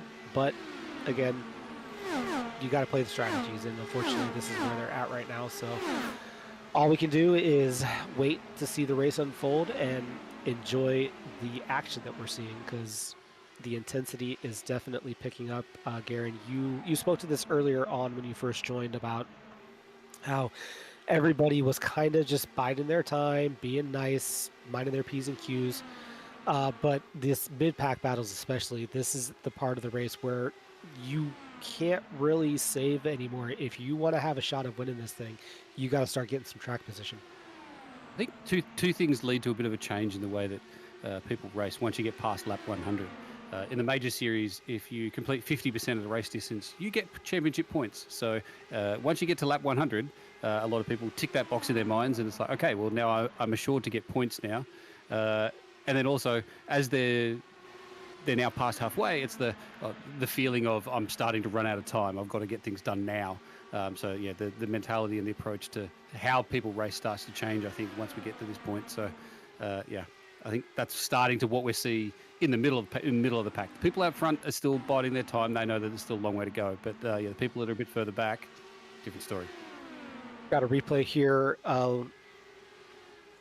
Heath Mannering taking them 3 wide, getting a 2-for-1 there into turn 1. Bold choice, but it just underscores exactly what you were just saying, Aaron. The intensity is picking up, and these guys, they're understanding that.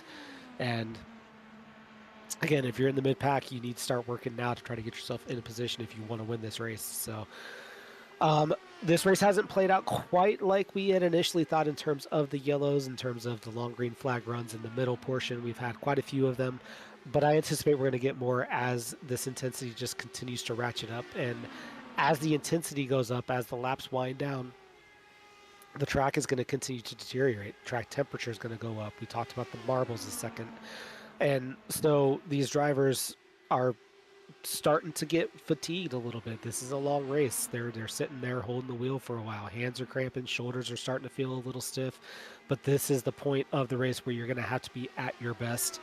And with that in mind, it does become a bit of an endurance fest here in the 500. So with that in mind, Garen, what would be your mindset if you're kind of in this mid-pack battle that we were watching? I suppose it depends on what your aims are. For me personally, it would be still just keep yourself out of those dangerous positions and just survive until you get to that last fuel stint. But if you've got your eyes on I am here to win this thing and nothing else will do, then you've probably got a different approach where you're just looking to really push forward. And if looking for an example of that, Mitchum is showing exactly that at the moment. Certainly not sitting, waiting, or saving any fuel. He's looking to get some passes done and just keep pushing up through the field here. So yeah, he restarted in 18th, I believe. He's fighting for 15th. That was close there, coming off of that was off of 3. Real close between him and the car in front of him. That is Brad Wiggins. Haven't talked much about him. Solidly in the top 15 there. But yeah, Mitchum trying to work his way back through the front, having some success. And you can see there by just how high he came off of turn 2 there. He is pushing that car as hard as he possibly can, trying to get his way back up near the front where he was before the incident that kind of took him out of the running here for a little bit. And Mitchum's not a championship series regular, so points don't mean anything to Mason. So he's here for one thing and one thing only, and that's to get a win. So yeah, he'll definitely be looking to push forward. Tristan Forster as well, currently running in P8, another driver who not part of the regular series. So yeah, probably here looking for a win or a podium, and nothing else is really of interest. So yeah, we get another one to see. Might start pushing forward, looking to get further up the field earlier than some of the series regulars. Preston jumped into, he's going to be racing in the Americas region as well, and I know this because his time is what bumped me out of the bump qualifying for Americas. Initially, I was able to get back in based off of a minimum laps issue with another driver, but when I saw his time and I saw him, I was not super thrilled because I was literally on the bubble, but he's here he's here now racing in the 8th spot, and so He will also be participating in the Americas race later on today. So hopefully we'll be in the same split and I get a chance to kind of do a little bit side-by-side racing with him. That'd be a lot of fun.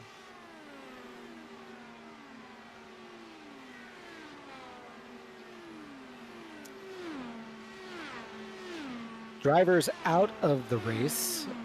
Jake Fox, we referenced at the beginning. He put in the chat he is under the weather, so he was starting and parking. From 28th on down, beginning with Johnson, who's currently in the 28th place, all the way down to 33rd, where Fox was located. We have, looks like 5-6 cars out of the race at this point. So the last car running is Tilson in 27th place. He's a couple of laps down. We are currently working lap 130. And we have 70 laps to go in the Speedway 500. We currently are running with, just a quick check of the cars on the lead lap here. Let the pylon cycle through. We currently have 17 cars on the lead lap. Your top 10, Anna Klimek, Cam Dance, Robert Northway, Ben Dowdy, Pluck in 5th place, Thomas Hins, Ryan Steele in 7th, Forsten in 8th. We were just talking about him a second ago. Ewan Baker, who is just having a tough time ever since he got mired back in traffic, currently in 9th, and the number 99 car of James in 10th place, rounding out that top 10. As we are very quickly getting into the final quarter of this race, it has gone very quickly for a 500-mile race. At least in my mind, I'm having a lot of fun sitting here watching these guys, having a lot of fun hanging out with Garen. Mike's doing a great job on the production side of it, as we have green flag pit stops.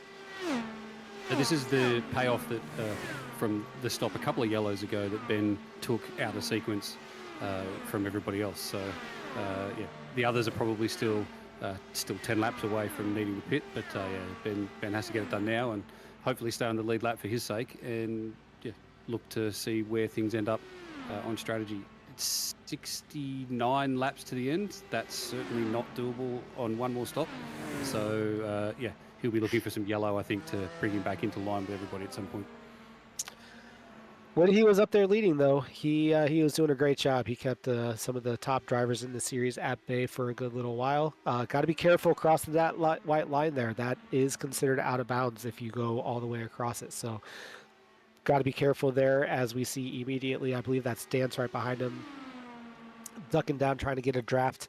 Just a little sniff of a draft down the back straightaway. Dowdy not quite up to speed coming out of the pits, but that draft still does help, so that's why you saw that quick move from Dance behind him as he worked his way through. Dance currently in second. Klimek has scooted away to an almost 4-second lead, currently 3.9 seconds. So, and we saw this earlier in the race. Klimek was able to build quite a gap. It was on Northway at that point in time. I believe it got all the way up to about 7 seconds before a caution came out over the course of a run. So, but that's going to bring back the fuel strategy once again. In clean air, if they're not able to save anything, whereas some of these guys back here are able to do so. So again, just so many wrinkles to it. A lot of it does come down to fuel. It seems like that's all we've been talking about, but it is such a critical part of these Speedway 500 races. Mitchum, another one of the drivers we're keeping an eye on, also just had to come in and pit, was on that same strategy as Doughty as well. So yeah, dropped off the lead lap just for the moment, but yeah, we'll be hoping to either have this run green long enough so that everybody ends up back on the lead lap again, or catch a yellow, get back on the lead lap, get back on the same strategy, and then move forward from there. Now, ideally for both Mitchum and Dowdy, you would want to have the leaders come in and then a yellow come out right afterward, and that'll kind of get you back on the same cycle there at that point, so you can maintain your track position. But luck and hope is not the best strategy in the world, so these guys are just having to deal with the cards that have been dealt. Mitchum on the comeback trail after just being in the wrong place at the wrong time for one of the early incidents that we had. He was fast early on, working his way through the field. He's picked up a few spots on this particular run before that pit cycle there, so he's got a fast car. He just needs some help with the track position to get himself back in contention for this thing. you say that luck isn't a great strategy, but I'd rather be lucky than good. And yeah, I know that 4 of the 5 wins that I've had in the major series I can put down to luck, not because of me being good. So Well, there you go. It's great when it happens, but you don't want to have it as your primary strategy. Yeah, I will say that. And Mitchum with a nice little move there. That's going to gain him another spot up the road, further on up the road.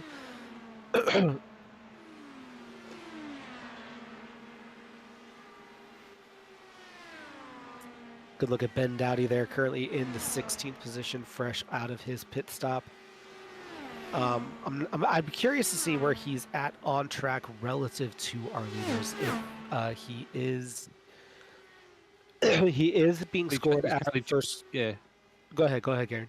Sorry to talk over the top of you. He's currently just behind Cam Dance, so yeah, just behind P2. Okay. So both getting a little bit of fuel save in at the moment, plus running at a very good pace. So nice little. He'd rather be in front of the leader, so on the lead lap. But as far as a second choice place to be, he's not in a bad place really. So you can see that overlay there. Mike got up there for us, where you can kind of see our leader relative to where Ben is running. So he's probably going to want to try to get around Dance and then try to work his way up to Klemek to see if he could maybe even get his lap back the hard way. We'll have to see if that plays out. I don't think Dance would fight too terribly hard if he does get a run on him, but again, we'll just have to wait and see as we have the 39 here in the pit lane. These are likely going to be scheduled green flag stops. We are still green on the racetrack. I'm not seeing any indicators of any kind of crash damage or anything like that, so I'm going to assume that we're looking at scheduled green flag stops, as again, this race is going to start to wind down. Again, we mentioned 27 laps if you're in clean air for a full fuel run. You can do some fuel save. You can get a decent amount of extra laps from the fuel save. But I would not anticipate these cars going much past 30 laps even with fuel save at this point. With that in mind, as we come to right at, it looks like we're about at 61 laps to go, we're starting to get on the verge of cars who pit now might be able to stretch that fuel out to make it on one more stop. So we're going to see who's going to take the Scott Dixon approach and be the master at saving fuel. It could pay off big. It's just one more element, one more wrinkle to this race that we're just going to have to keep an eye on. One of the things that might be helping with the fuel save at the moment is the pace seems to have really come out of the racetrack. It's up to... It just peaked at 45 degrees Celsius track temp, which is 100 and something in the teens, if I'm right, Fahrenheit. Most cars are running around in the mid 41s at the moment, whereas when the pace is really, really up, you would expect cars in free air to be running well into the 40-second lap times. So with the pace being out of the track at the moment, that might help with a little bit of fuel save. So I definitely think that we're now in the window that you could run 2 stints, 1 or 2 more stops to get home. Yeah, just to pay that off, track for those of us that use Fahrenheit, we're at 111 for Fahrenheit, and someone just called out that they're pitting in. We see Dance, and I think that's Northway behind him, both in the pits right now. And again, we could conceivably stretch this out to a one-stopper at this point. And again, that's if we stay green. The yellow could come out at any given time and throw all of this out the window. But we are in that window where a one-stop is conceivable at this point in time, especially given the track temp slowing that pace down. Garen, you mentioned it a second ago as our leader's in.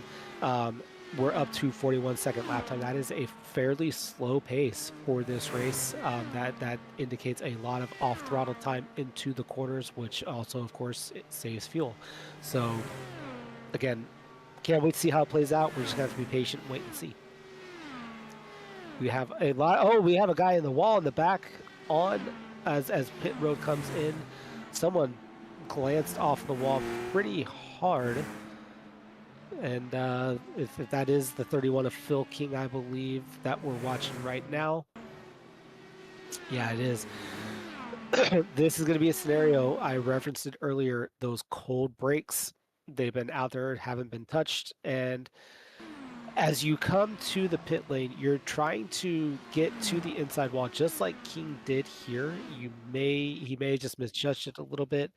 Um, but by aiming for that inside wall, it straightens out the approach and it allows you to gain a little bit of time, but you got to be careful.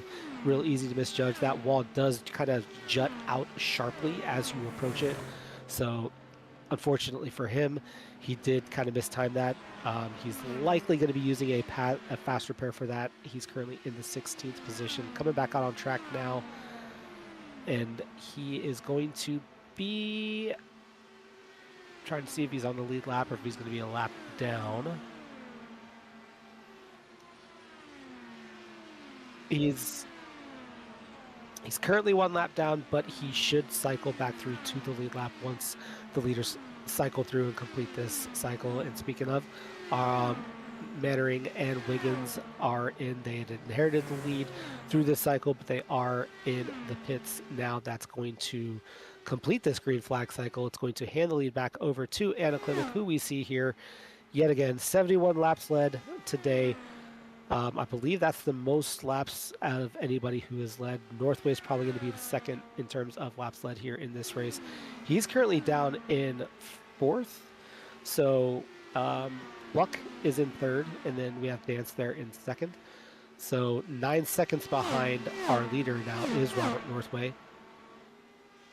As you can see there, he's led 57 laps today, having a good race, but on the wrong end of a track position battle at the moment. When we're this far out, he's probably going to want to caution to get caught back up at this point. But as we see jump on board with Mason Mitchum, he has worked his way back up to 10th gear. So you mentioned keep an eye on him. He's starting to make some noise, making some good headway through the field here.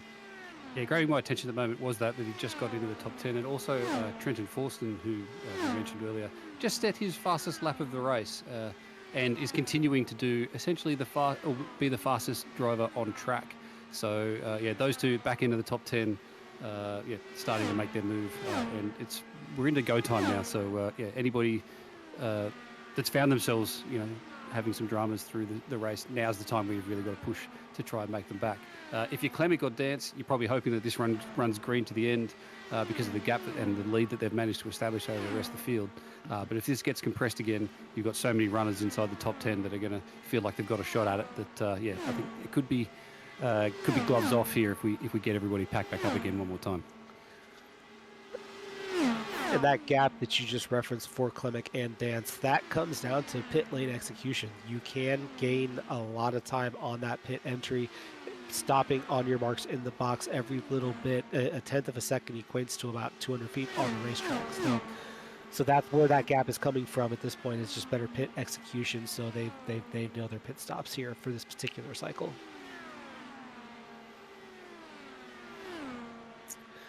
Good look at Dan Stevens here, having a solid race himself. He was in the top five for part of the race. Currently running 12th, still doing a solid job.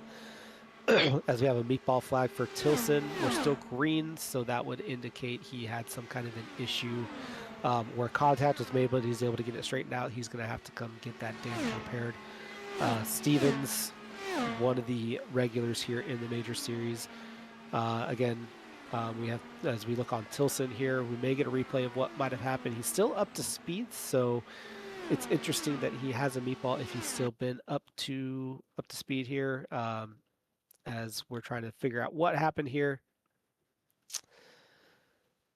Just bear with us a quick second. Oh, it looks like there may have been contact here.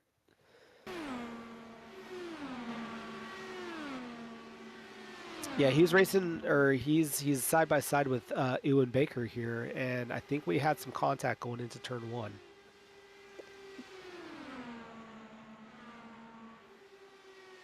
And nope. Well,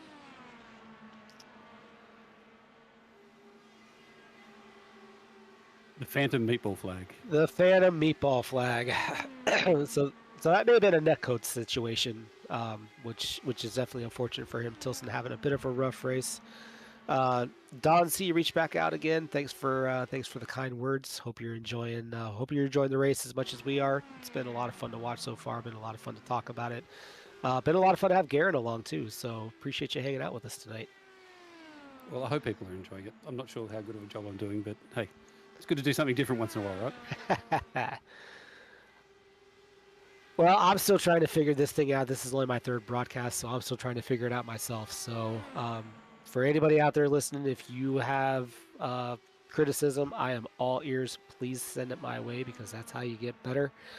Speaking of being better, Clemic doesn't really need to do much more than what they've been doing.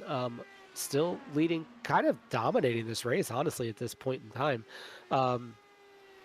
Been, like I said, in that top 5 all race long. I believe the furthest they've fallen back was in 4th, and just absolutely dominating as an absolutely fast car there. So one more pit stop still to come. We'll see if we can stretch it out. So we might be coming to a key part of the race here with Clemic now catching the back end of the field again, coming up on Matt Chalker and then also Ray Partridge and Robbie Bradbury. Again, they're under no obligation to move out of the way, although I know, knowing all three of them, none of them I can see being particularly problematic. However, if getting caught in traffic and changes the balance of Anna's car or gets held up, it could be interesting to see if the others behind start to close in and make up some of that gap. Well, one domino fell by the wayside because we have Bradbury and Partridge both in the pits. Clemic going by the 76 car right now.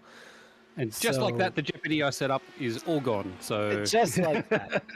But that's like I'm glad you pointed it out though, because that does just show all the tiny little micro scenarios that are taking place and playing out that these drivers have to think about, and things change just at the snap of a finger, and you literally saw that play out. So like perfect timing there, in all honesty, as we ride here with Northway still in 4th place. I know he'll probably be frustrated at the moment, just given the way this race has unfolded for him. He has a fast car. He just needs some help with the track position. But as soon as he got into the traffic, as soon as he lost the lead, he really kind of hasn't really made a lot of headway. I mean, he's never fallen out of the top 4, but he never got back to the lead. And on every restart, he kind of fell behind after a lap or two. And then that gap just began to eke out more and more as the run progressed. So still 4th place, not a bad day's work. And this thing ain't over yet. We still got 47 laps to go. So still a lot of race to play out. So you're always in it until the final lap here. So he's not going to quit. I know that for a fact. So we'll just kind of wait and see. And Mike, who has been producing, bringing you these images, he's actually going to jump into the booth with us now, chiming in for the first time. Mike, thanks for joining. What took you so long? Well, you see, I've just been really enjoying this race in action that we have been able to see here today. You know, Anna Clemic has been absolutely dominant all day long. Robert Northway struggling to get back up towards the front, but he's definitely one that you're going to want to keep your eye on. And I just want to touch up on one thing that you guys discussed maybe about 6 laps ago. You guys brand new to doing this whole commentating thing. I just want you to know, and I want everybody to hear it, you guys are doing a fantastic job. I mean, you guys sound like pros out here. You guys are doing top notch. Keep it up. And you know, I hope you guys are all enjoying this broadcast, because I don't know about you guys, but I am enjoying this Speedway 500 right here on Majors. And man, let me tell you what, I can't wait to watch the next 2. And man, I think we're going to be in for a treat the rest of the day. Thanks for the kind words, Mike. I really do appreciate that. I know Garen does as well. And shout out to you as well.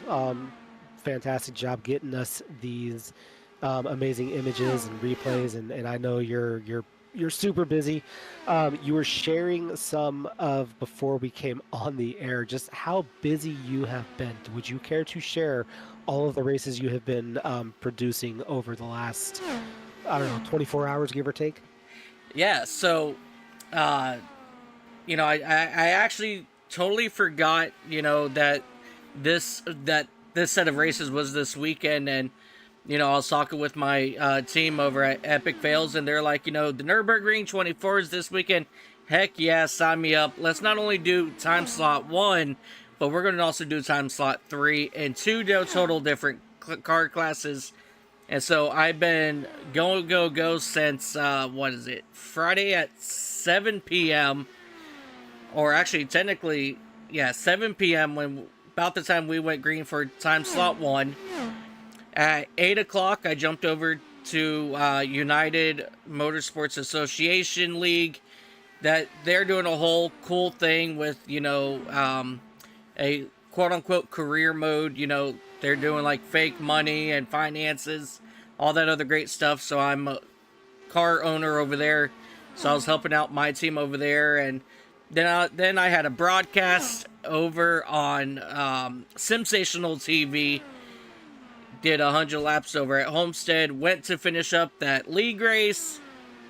And then it was my turn to start driving in the Nürburgring 24. And then obviously at 8 o'clock this morning, we started the time slot 3 for the Nürburgring. And now I'm doing this. I've got 10:30 on Racers Elite I got broadcast. And that's going to finish up right about the same time that the time slot 3 for Nürburgring gets over. And then not only that, I'm coming back for the Americas right here on the Major Series Network. Look, I love racing, okay? I have an addiction. Leave me alone. I love it. I don't know how you're awake right now, but I love it. I tell people when people ask me why do I love racing so much, I tell them it is an addiction. You either got bit by the bug or you didn't, and it sounds like you got bit really, really hard, my friend. Man, I've been a big racing fan since I can remember, and a lot of people don't know. I actually just crossed over into 16 years here on the iRacing platform, so I've seen iRacing, change throughout the years, and man, it's just been an absolute blast. And once I got on iRacing, I have never turned back. It's a beautiful hobby for sure. Definitely. For me, it's a lot of things. It's a competitive outlet first and foremost. It's a great hobby. It's therapy, quite frankly. So, and iRacing does a fantastic job. The Major Series does a fantastic job. And you know what? You've done a pretty darn good job yourself, man. So give yourself a pat on the back as well. So we appreciate everything you've done for us. Garen's talked a lot about the strategy. What are your thoughts? Who do you have your eye on maybe as a dark horse? I know Clemic, like you said, dominating the race right now. Oh, but who do you got for a dark horse? Any ideas? We mentioned Hines before. Steele, Baker, anybody like that? One person that I always look at is that number 27 of Cameron Dance. Dance, like you guys said, he's one of those quiet drivers that he sneaks up here at the end of these races, and you're like, oh, yeah, well, about Dance, so he's one of those drivers that, he'll fall back a little bit at the start, which I've noticed is the normal for him. But let me tell you what, he comes back when the time is right. And, right now he's up in that second spot, holding strong in between Clemic and Pluck. I mean, Dance, he's probably going to be one of those guys that you have to watch. You've always got to wait for the last dance. Absolutely. I see what you did there, Garen. I see what you did there. Well played, sir. Pun intended. Just saying. Haha. I should just sign off now. Ladies and gentlemen, that was Garen Batson. Thank you so much. No, I'm kidding. Quitting while you're ahead. Quitting while you're ahead. Real quick before we move on from this, Garen, I joined Majors a couple years ago to run the Majors 24, and you guys were looking for broadcasters, and I just started getting my feet wet, and you guys gave me a chance, and I just want to say thank you so much, from the bottom of my heart, to give me this opportunity to spread the joy and love for the Major Series, not only to my friends and family, but to everybody all around the world. We come across every corner, and thank you for letting me do this. Thank you for letting me bring this to the fans, and I look forward to many years ahead. We've been lucky at the Major Series to work with a number of great broadcasters and providers of many things across the years. Having the opportunity to bring a lot of that in-house, and whether it's stewarding or race directing, and now broadcasts, commentary, administrative things. It's really great to see the Major Series starting to fill those roles and engage our own, drivers and people from within the majors community to fulfill those things for us. So, to yourself, thank you for the things that you've stepped up and done. To the stewards that we've got in the stewards box today, and for the other regions as well. It's like I said at one point before, majors has always been about preparation and participation, and so now having people participate in not just the on-track stuff, but the off-track stuff that makes Majors Series what it is, and also Majors 24 and the Majors Endurance Championship. It's really cool to see all of the skills and talents that this community and this group has got all coming together to make this product. So thank you to everybody that's contributing. And if you want to get involved in that sort of stuff, always reach out in the Discord, and the competition committee will be able to point you to the various people that can help you get involved in whatever area of interest that you have. Yeah, absolutely. There's so many different things that you can do here in the Major Series. And one thing that stood out to me in your little talk right there was the Majors 24. That is coming up. Registration is open right now, ladies and gentlemen. Head over to the majors, or head over to majorseries.com. Get your team signed up. It's a race you guys will not want to miss. These guys put on one hell of a show every single year. And you guys do it. It's happening next month early on. So I'm super stoked for that. So whilst we're there, we've come back around to the start of the pit sequences again. Ben Dowdy has come in and done his stop, and Mason Mitchum now doing the same. So those guys, with 34 laps to run, unless they can do some pretty mega fuel save, they're going to struggle to get home, though it is probably possible. But I think both of them will be hoping for some yellow, maybe after everybody else has also had to do their stops here in a few laps' time, to bring them back into the conversation. But we're definitely now getting to the point where final stops are going to be made. So now's the time that everybody needs to get it done, and key, not make a mistake, because if you make a mistake now, you're not going to get much opportunity to make good on or fix it back up, because we're running out of time. So especially with a cycle of green flag pit stops, the risk factors going up, heart rates will be up, making mistakes very easy to do, and you're just not going to come back from it. Especially this early in the race, the money stop, pressure's on. You got to make it happen this time.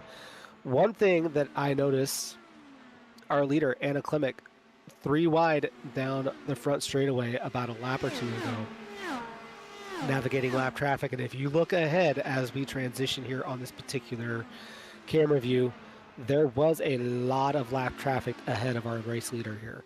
So also something to consider when that pit stop is going to be made. Now, as we come around we currently are going to come around to 30 laps to go.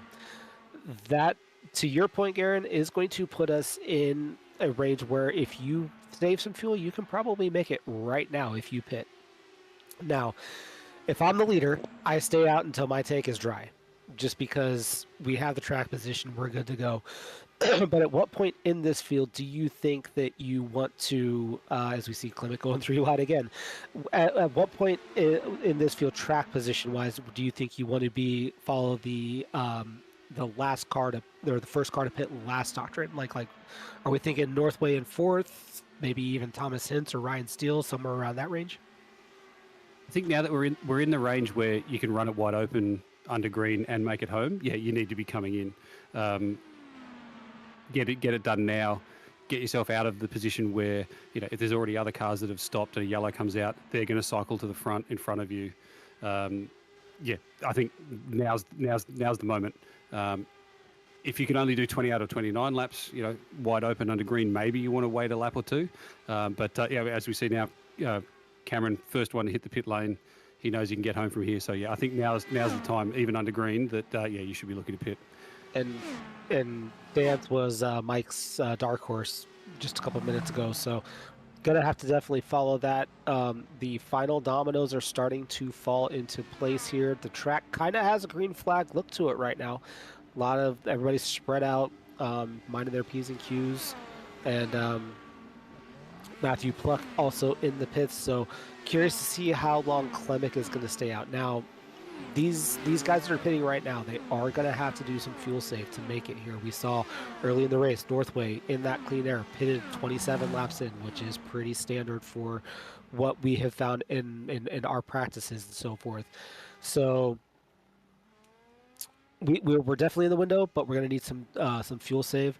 And so, again, still a lot that's going to happen in these last 29 laps. Quick shout out to our friends over at Pit Stop TV. They're commenting. Thanks for reaching out and wishing us well.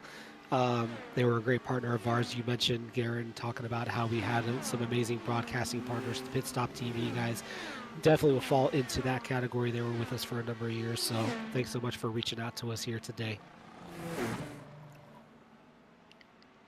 Our leaders in the pits. 28 laps to go. That is going to comfortably put Klemek in the window where you can make the final run as a caution comes out. Caution is out, and our leader is in the pits as Tilson up against the wall on the back straightaway. And that is going to bring out our 6th caution of the day. This changes everything.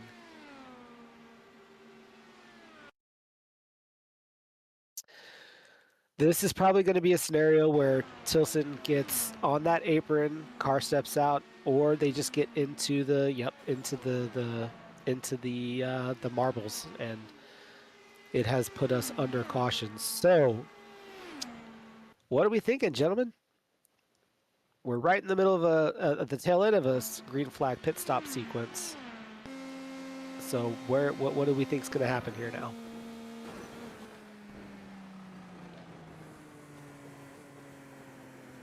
Well, what I'm going to say is about to happen here is, if you already came down pit road, well, guess what? You can now make it all the way because of this one caution coming out, for this incident, So if you've already pitted, you're absolutely golden. You're going to get up front, or you'll get the wave around. But if you haven't pitted yet, that's going to put you back in the back or the middle of this pack. So, it's going to be very, very interesting. But luckily, for Anna Klemek, they were down in pits when this caution came out. So luckily, it kind of froze everybody at that point in time. But they will re-inherit the lead here as everybody else is now coming down pit road. And that was about the absolute perfect moment, to your point, Mike, for Klemek specifically. It elevates Northway to 2nd, and it puts Dance in 3rd. And our guy, Baker, who had been struggling all race long but led early, he's in 4th. So a couple of players that have been really working their way back right here, going to be in the thick of it here in this late race restart. And this is what Garen was talking about earlier. We're at a point now where no more pit stops are needed. We're in our fuel window, and the money stops are done. The pay window is opening up. I would go ahead and say this is probably not going to be our last caution, just because that tension is going to be sky high for these drivers, and so it's about to get good is what's about to happen here, I think. Yeah, absolutely. And I just want to also point out, here with IndyCar, the lap down cars, they don't move to the back. So Nope. So you're going to have all this separation as you see Cameron Dance pull off to the side. Not sure why, but but you're going to have this separation between Klemek and then you and Baker back in that 4th spot. They're going to have about a 6 kart difference separation between them. So he may be up in that fourth spot, but really he's going to be restarting back in that probably about seventh position. So it's definitely going to be very interesting to see. But we did have a couple of cars end up getting meatballs here, and I'm going to try to see if I can find out what happened. Well, that's a great point, Mike, that you bring up about the lap cars. Within 15 laps to go, the lap cars are sent to the rear, but we are not at that point yet. And I mentioned a couple times, they have every right to fight for their position on track. So as we get a look at Michael Hogg here, not sure if this is, I don't believe this is replay. No. I think this is live. But to your point, that's an excellent point. And oh my goodness. Oh, okay. So we're spinning in the pit lane. And we're well in the pit lane. So Andy's coming out of his box. That's a weird one for sure. I'm not sure what happened there. You see him slow down in the back and snap around, so I'm not sure why he'd be slowing down right there. Unless it's a scenario where he maybe forgot to engage the pit limiter and he realized he was speeding in the pit lane. Outside of that, I'm not sure what could have caused that right there. As he's still missing that front wing. So, I'm wondering if he's already used up his fast repair earlier in the race, but he's gonna plow hard when they go back green flags. So yeah, I think he's gonna come back in and get that repaired. Yeah. Guys, we've had something weird happen on this restart here. We are back under green, and Wait. the caution coming right back out. So, Oh, watch out!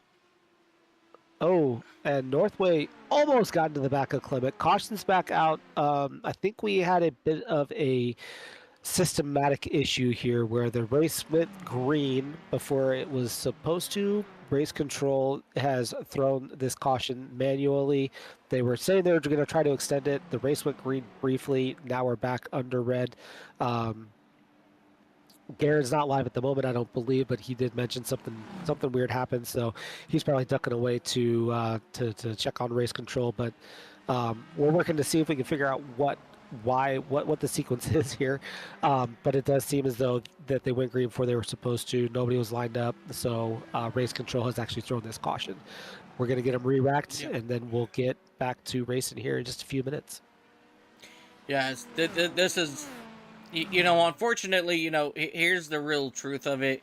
This is a software that we're playing on a computer, so it glitches sometimes, so unfortunately just sometimes it does happen. And, but at the end of the day, we'll get it all sorted out. We'll get iRacing all back in order, and we'll put the belts to iRacing here as Clemic is going around the pace car.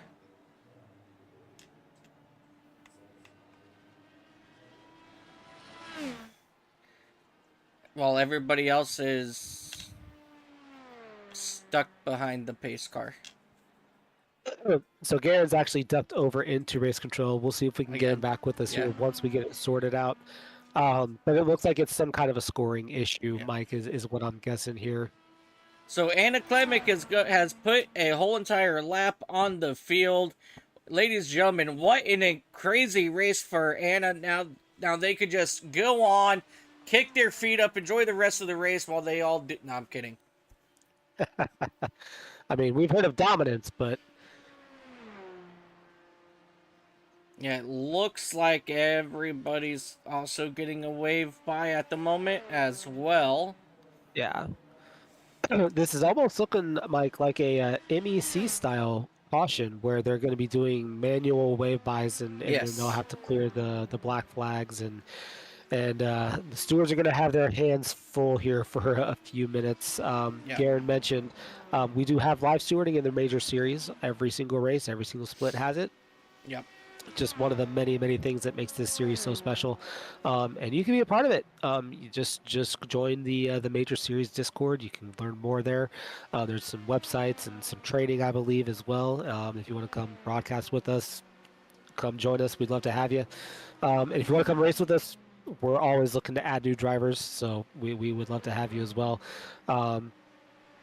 But these guys in race control got their hands full at the moment. They do a great job, but trying to get to the bottom of this. As soon as we have any updates for you, those of you watching, we'll definitely pass that along.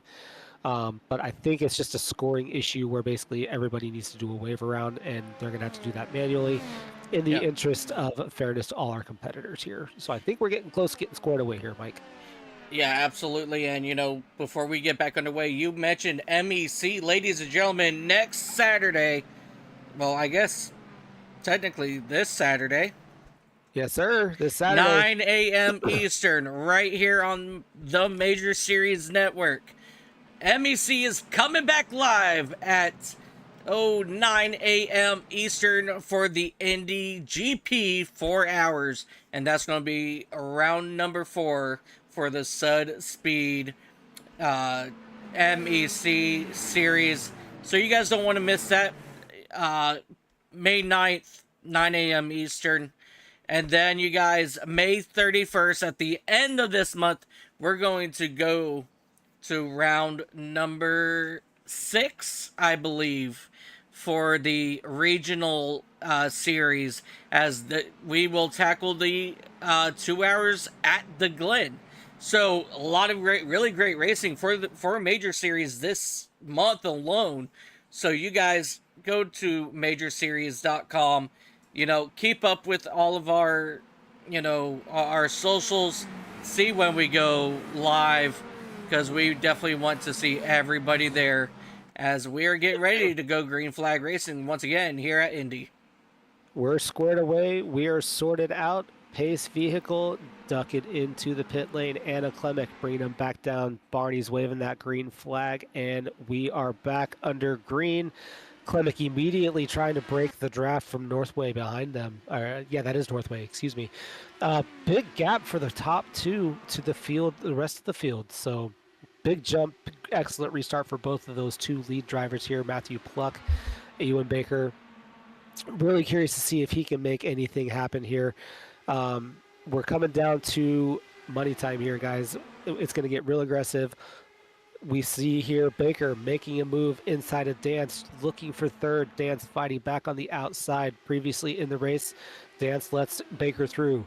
20 laps to go, not so much. And if we can keep these guys in shot, we have a battle for the lead. I believe Northway has made the move on Klemek. Northway led that lap. Klemek's fighting on the outside.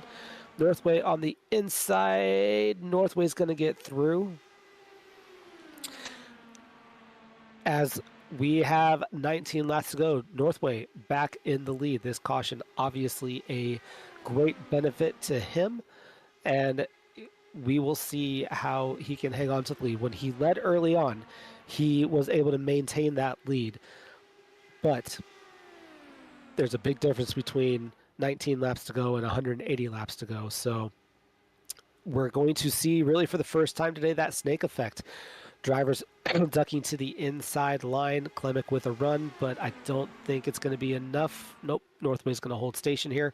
But you're going to see that snake effect. Drivers trying to break that draft, trying to keep the runs at minimum, keep their positions. It's a defensive tactic, perfectly legal, so long as you are doing it proactively rather than in response to the driver behind you making a move. As we see a side-by-side battle for 5th place going into turn 3 here. That's going to be Thomas Hines making the move on Pluck.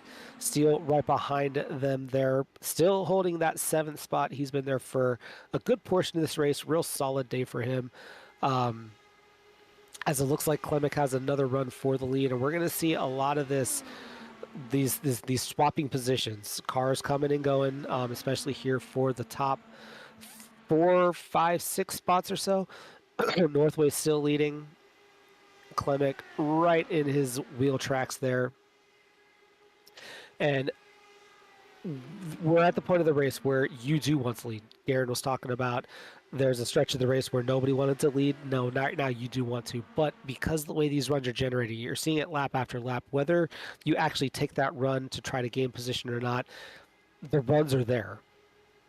and it is so difficult to maintain your position. Northway going super defensive there into turn one. Good example of that. Now, if you're Klimek, and Mike, feel free to chime in here. If you're Klimek, do you want to get out front, or do you want to kind of sit here, maybe try something on the last lap? Like, if you're in Klemek's position, what are you thinking at this point? I mean, honestly,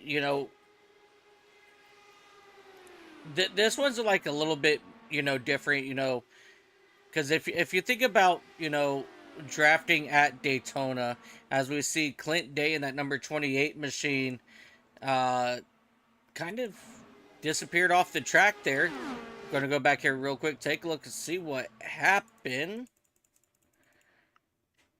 Just a little too much. Yep.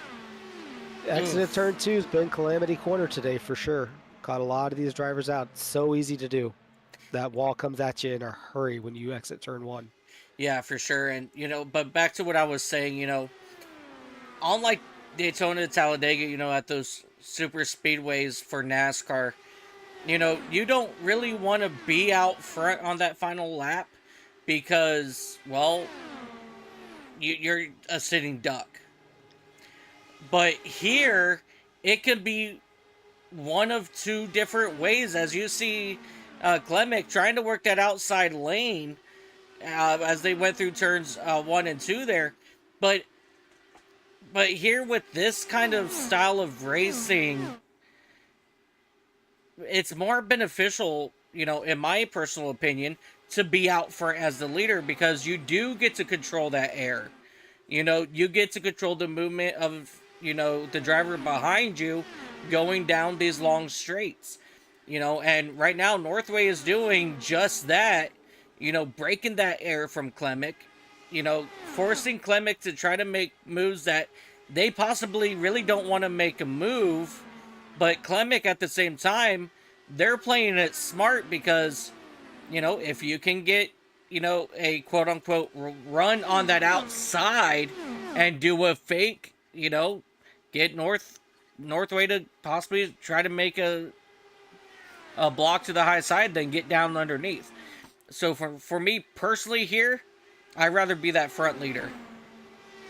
And to your point, I think the way the tyre wear is working in this race as well, combined with the lack of grip because of the marbles on the outside, a pass around the outside just doesn't seem to be an option. Klemek's gone there a couple of times, hasn't been able to get it done. So I think as these tyres have fallen away now that we're 15 laps into the run, the outside's not an option, so you can just block up the inside. It's going to be really, really tough for anybody to be able to get a run through more than just one corner.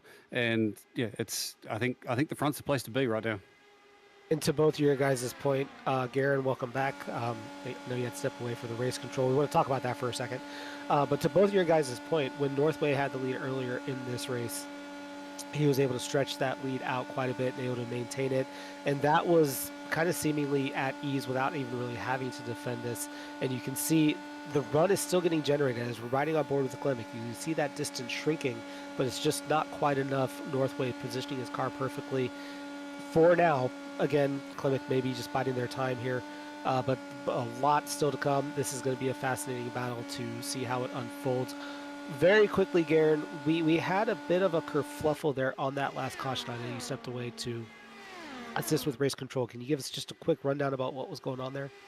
Yeah, iRacing's just got itself out of sync there at some point and essentially started waving by lead lap cars and then holding people that weren't the leader behind them. And so, not sure why it decided to wave by. I think it was the first 4 cars in the line.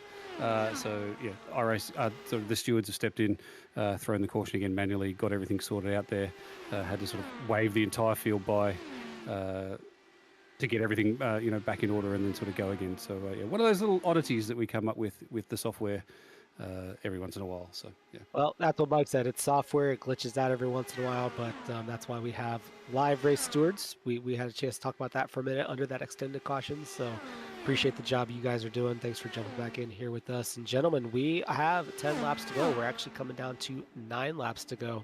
It's become a bit of a breakaway between Klimek and Northway here at the front. Dance in 3rd, Baker 4th, Thomas Hintz, Ryan Steele, Pluck in 7th, Treston Forston in 8th, Stevens in 9th, Mannering in 10th. Mannering, Made a few appearances here in this race. Nice to see him running well here as these laps wind down. That is your top 10. This battle for the lead, pretty intriguing to watch. Again, there's a couple schools of thought here. Mike gave an excellent explanation about why he would prefer to be in the lead. Can't say I would disagree with him, although I know from experience, I think I personally would rather be the hunter than the hunted in this position. If I'm in Klemek's spot, I think I'm just going to maybe try a couple of things without actually really making the move, knowing Northway's probably just going to be able to draft right by me. I think I would personally, without giving too much away, I think I'd be waiting for about 2 to 3 laps to go before I'd really try to mount anything. Garen, where do you stand on this? Do you want to be the leader? Do you want to be a second place guy? Where would you want to be? I think if Clement could get it done, it would have been done. So, yeah, I just think the way that the heat in the track, we're up to 46 Celsius now, so it's just continued to get hotter and hotter and hotter. The junk on the outside of the turns means that going high is not an option. It's almost like it's turning into a one-groove track here at the moment, and so with not being able to get it done on the straights, because getting that dirty air just means you can't quite get the run out of the corner to really get alongside on into 1 or into 3. I think this. If this stays green, I think it might just run the way it is to the end. I think passing is just going to be too hard. And as you were saying that gap has ballooned out to 3/4 of a second at this point, which is the largest it's been for a little bit. Again, Klemek right there in striking distance, but not really making a lot of headway. The runs are not really being generated like they were before. So, kind of to your point, Garrett, I think you might be right here in that it's just kind of is what it is at this point in time. But there's still 6 laps to go, so we still got to let that play out. In the meantime, Dance running in third, having himself a nice race. Right there, we'll see if he's slip sliding all over the place there. So he's driving hard. When a car slips out like that, you're trying to push as hard as you can at that point. And he has a bit of a gap to Ewan Baker, who has had a nice recovery. He was around the tail end of the top 10 for most of this race, but with 5 laps to go now, he finds himself in the top 5. Thomas Hins, a quiet day. Garen, you talked about him earlier, in a great spot to get a top 5. Our guy Ryan Steele running there in 6th. Some names in that top 5, top 6 that have had some very quiet days, just quietly put together a really, really good finish, and they're in position now to finish this thing off. But again, 5 laps to go, coming to 4 to go. It should be noted, we do not have green-white checkers in the Indy cars. So I believe right now we are already at the point of no return. So if the caution comes out, that is the race. So if you're going to make a move, you want to make it soon, just because these laps are winding down in a hurry. And as I say that, it looks like Baker's making a move on Dance, and he's got the move done down the back straightaway. So Baker up to 3rd late in the going as we get a replay here. Looks like he just gets a really nice run off of turn 2. And I think Dance has had an issue on the exit 2 there. Yeah, did Dance load way down there? He was way off the pace. So he had some sort of an issue. Maybe we're going into 2 with him here. Big slide that he caught. It's a real good save, actually. Yes, it was.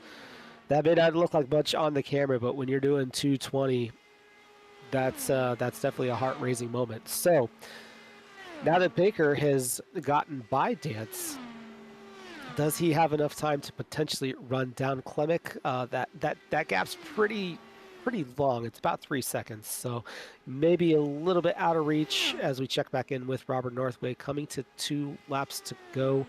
And I think Garen's theory is going to play out here. I think that he's got a little bit too far of a lead here. So long as no mistakes take place here, I think Northway just about has this one wrapped up. But as we work our way down the back straightaway for the penultimate time, Really nice run. It'll be really interesting to hear his thoughts here once this race is over about how he was able to get back into contention after being stuck in traffic for so long. As we are coming to the white flag lap, 1 lap to go in the Speedway 500. Robert Northway is your leader, Anna Klemick approximately 1 second behind as we work our way through turn 1, down through the short chute, into turn 2 for the final time. Nice and smooth, pinpoint accuracy, down the back straightaway for the final time. Robert Northway running an excellent race. It wasn't easy for him. He had a lot of time where he spent in the mid, well, not the mid pack, but the tail end of the top 10, but he put himself in position as he comes out of turn 4 for the final time. Robert Northway coming to the checkered flag, wins the Speedway 500. Anna Klemick in second. Ewan Baker, nice comeback drive, finishing third. Cam Dance fourth. Thomas Hintz, your top 5. Ryan Steele, Buck, Forston, Stevens, and Mannering round out your top 10. Congratulations to Robert Northway. He is your Speedway 500 winner. And we will see what he does here for a victory celebration.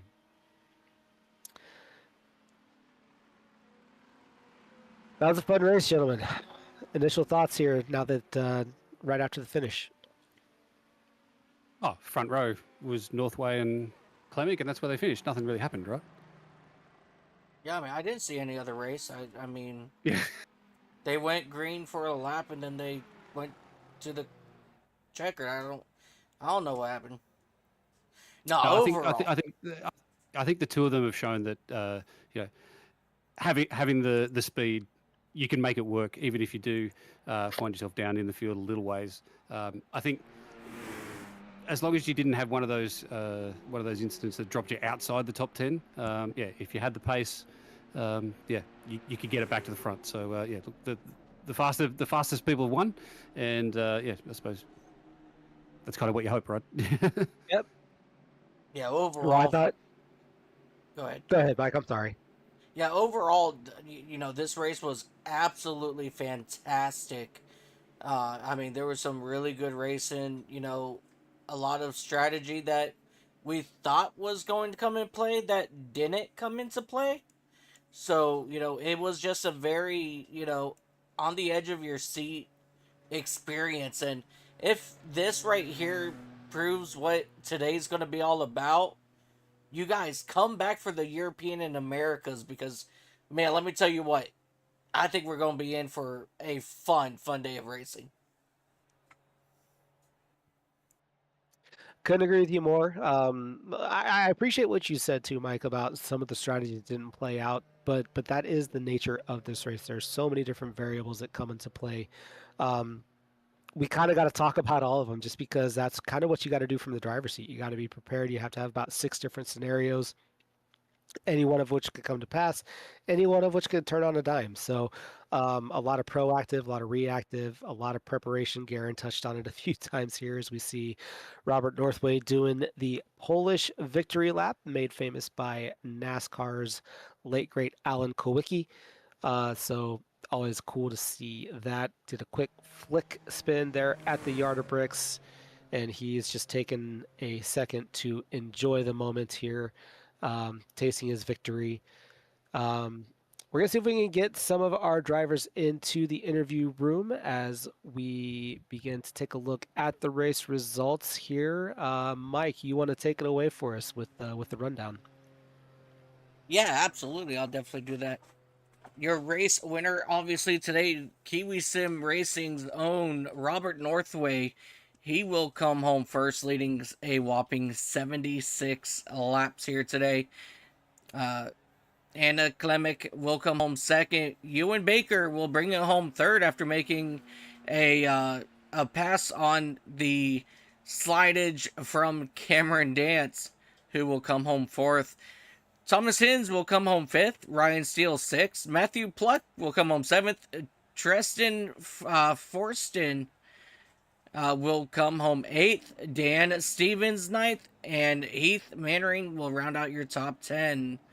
Wayne Hutchinson will come home 11th. Cam James, Phil King, Mason Mitchum, Brad Wiggins will round out your top 15.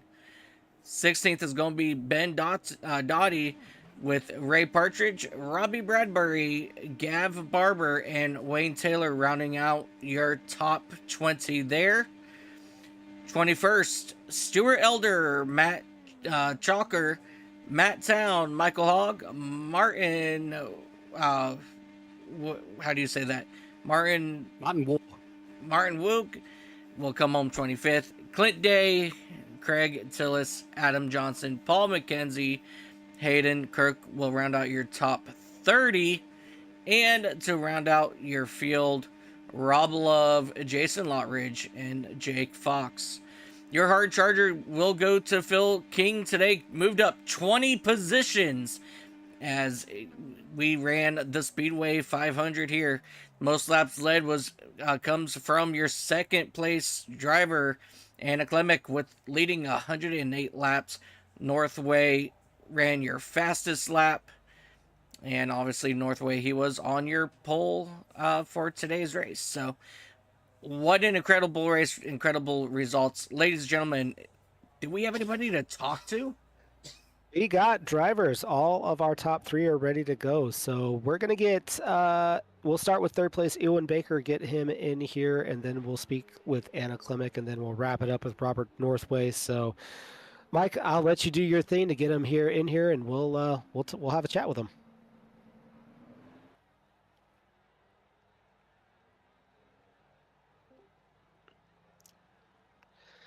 And we do have our third place finisher, Ewan Baker. Congratulations, third place. You spent a lot of time in around the tail end of the top 10 after an early pit stop issue. Just walk us through your race. How'd you get yourself back up into contention, into the third place as you from that ninth place spot? Yeah, I mean, the first thing I was learning on the fly was where to hit my pit box, because I managed to get too far left the first stop, cost myself time, and then I shot past it 2 more times after that. So clearly more practice needed actually coming into the pits, but had that figured out. And then, yeah, with about 3 stops to go, I realized that I had damage from an earlier clip on the wall that wasn't coming up under the stop, so I took my fast repair and that cleared things up a bit. So from there, it's just head down and try and get through the field best I could. Now, when you passed Dance with about 3 or 4 laps to go, did you see any way you would be able to catch Klemick to try to maybe contend for second, or was it just kind of it's too far gone at this point and just hold position? What was going through your mind at that point? He's keeping the foot flat, but yeah, I was too far gone. I think by the time I got around Dance, it wasn't enough laps left to catch up. And even then, to be fair, I don't think I'd have quite enough to be able to get past. It was really struggling. I don't know if it was just our setup or if it's the car with the hybrid now, but trying to set up a pass when you're on similar pace is very tricky. Like, I was stuck behind Cam for quite a bit there, and it wasn't until he washed up and had a bit of a loose moment that gave me the opportunity to get by. So I think, regardless, third place was about as good as I could hope for tonight.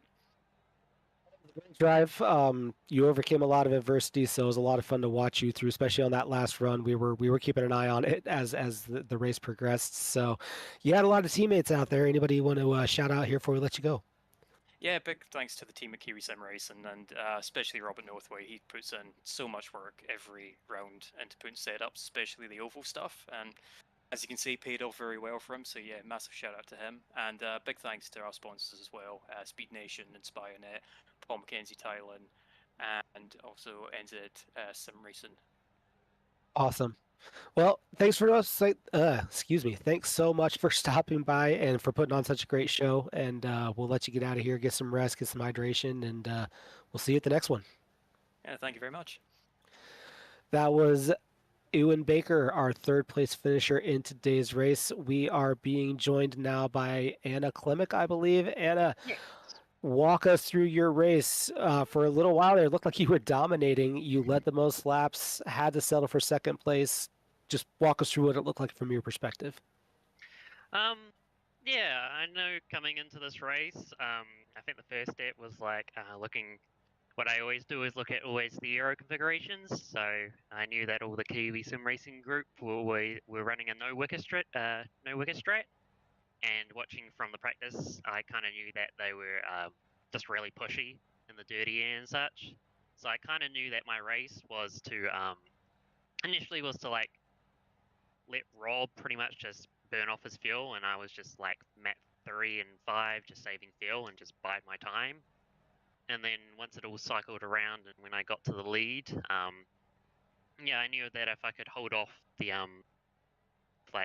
Cameron Dance, Rob, and such for like the first few laps, then I would begin to pull away. And there was a funny point where there was one point when I was in map 5, the leanest fuel map, and I was still pulling away from them. So yeah, that's pretty strong. But yeah, it was just that unfortunate with that caution with like 30 to go. That just pretty much put Rob back into contention, and basically no wicker versus wicker pretty much at the end because I was running a little bit more downforce came to that, and yeah, I just lost out at the end. Yeah, we were talking about that on that last restart. What was there anything you could have done differently to maybe get around Northway right out the gun right off of the gate, or was was there any kind of fuel saving or just kind of biding your time involved, or was it just that the downforce was just the wrong strategy play at that point? Like, was there anything you could have done differently at that point? I think I had a good chance at passing around the outside of turn 1, but I haven't. I don't race. I don't know what Rob's going to race like, and you don't know because you could send it around the outside, but then they just wash up and punt you into the wall, and both our races would have been done. So I know I can do the move like around the outside at turn 1, and that's definitely that. I think that was definitely possible, but once I kind of like didn't get that move kind of correct, and then once I got back in the traffic, the tires just really pushing it just kind of dropped off and had to kind of concede in the end. So yeah. Well, you certainly put on quite a show. You spent a lot of time at the front. Very well done to you. I know second's probably not what you were looking for here, but fantastic job today. Anybody that you want to give a shout out to here before we let you go? Oh yeah, I have to give my IndyCar spiel I usually do. Yes, so shout out to Paley Mills Racing, the team I race for. Shout out to Votive Racing and Mason Mitchum who's in the field. We have a technical alliance with Votive Racing League. So yeah, we were been working really hard on building the setup, and we looked. I think both of me and Mason. It was just unfortunate what may happen to Mason today, but we were very strong. I think very strong today. We'll be John and Indy will be rocking up tomorrow for the Americas broadcast, which I'm also doing as well. So we'll see you again. And also shout out to Shane Coker, who unfortunately can't race this weekend just with family things. So love and shout out to Shane Coker as well. So yeah. Awesome. Well, hey, I'll be in the Americas race, so I will look forward to seeing you. I don't think I'm as fast as you are, but I'll give it my best shot. So looking forward to that. So for now, we'll go ahead and let you go, get some rest, and I will see you on track at some point tomorrow. Alrighty, see ya. Take care. That was second place finisher Anna Clements taking some time to stop in, say hello. We have our race winner, Robert Northway. Robert, first and foremost, congratulations. You just won the Speedway 500. Walk us through your race, man. It was, you had to work for it. Very much so. I had a couple of setups lined up. One that was going to be for hotter conditions and one for cooler conditions. And I went with the cooler conditions one, and it ended up breaking out hot. So it was a hard work race. Got a bit lucky with the final pit stop and the caution coming out. Jumped a couple of people there, and that gave me the opportunity. Yeah, we were talking early on, like you had that clean air from the very first run of the race. You had to kind of pit early, a little bit ahead of everybody else, kind of put you off sequence for a lot of the race, and then you lost a little bit of track position. How did you get from that top 5-ish all the way back to get yourself in contention to get yourself set up for that final restart? I did save a lot of fuel in that second to last stint. So I did have a slightly slower stop, but the real thing that gave me that gain was the fact that I entered the pits and the caution came out. So instead of having to get up to full speed to the back straight and still losing time there, I only had to get the pit exit. So anyone who went round had to stay behind me, and that's how I jumped both Matthew Pluck and Cam Dance. Well, it was a lot of fun to watch. Once you got to the lead on that last restart, Clemic was very, very strong. Did you have like that's when we started seeing the snake weave that you guys were doing there at the end. Was there anything like any concern, any real concern there? Or, like at what point did you know that you had it?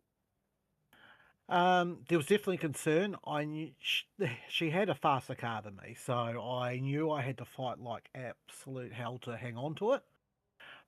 But I knew if I could get enough laps in on her tyres and get them overheating, that's when I'd have it. So with about 10 to go, I kind of started thinking I've got this if I execute. Obviously, I couldn't make a mistake, couldn't put a wheel wrong in that process, but I knew that I probably had the advantage after about 10 to go. Awesome.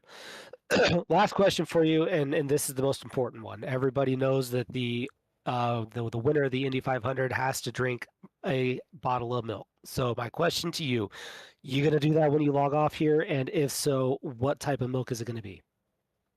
Definitely, it's got to be the full fat. It's got to be the proper milk.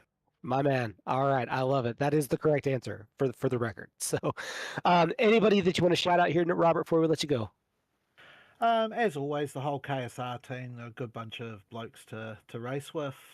Of course, our sponsors, Inspire, Paul McKenzie Tiling, and Speed Nation for all the hard work, all the financial help, and just the competitors. Such a good race with so few yellows. Everyone drove with a lot of respect and pretty mindful of everyone else on track, so it made it a lot of fun. So mostly, yeah, thanks to all my competitors for putting on a good race. Awesome. Well, it was a lot of fun to watch. It was a great race. We all enjoyed it from our perspective, and congratulations again. We'll go ahead and let you go and enjoy the victory. Thank you, thank you. More like go to bed, get ready for the Euro in the morning. Yeah, get some rest. I'm starting right behind you, Rob. Watch your rear wing. I guess you'll find out when we grid. That was our winner, Robert Northway, taking some time to join us here, and that's about it, guys. Final thoughts, gentlemen. Mike, let's start with you. Yeah, man. Just kind of like I said earlier, just an incredible race, and to bounce off of what Northway just said, we only had, I think it was like 3 cautions, maybe 4 cautions this whole entire race, and just the amount of respect that these drivers give to each other, also, it points to, at the end of the day, this is how much respect these drivers have for each other, and, and that's one thing that you get with majors. So all around, because of the lack of cautions, it gave us great racing, a lot of nonstop action, and just, I have no words. Just great racing. I would absolutely agree with that. Garen, thanks so much for stopping in and hanging out with us tonight. It was awesome to have you along. What are your final thoughts?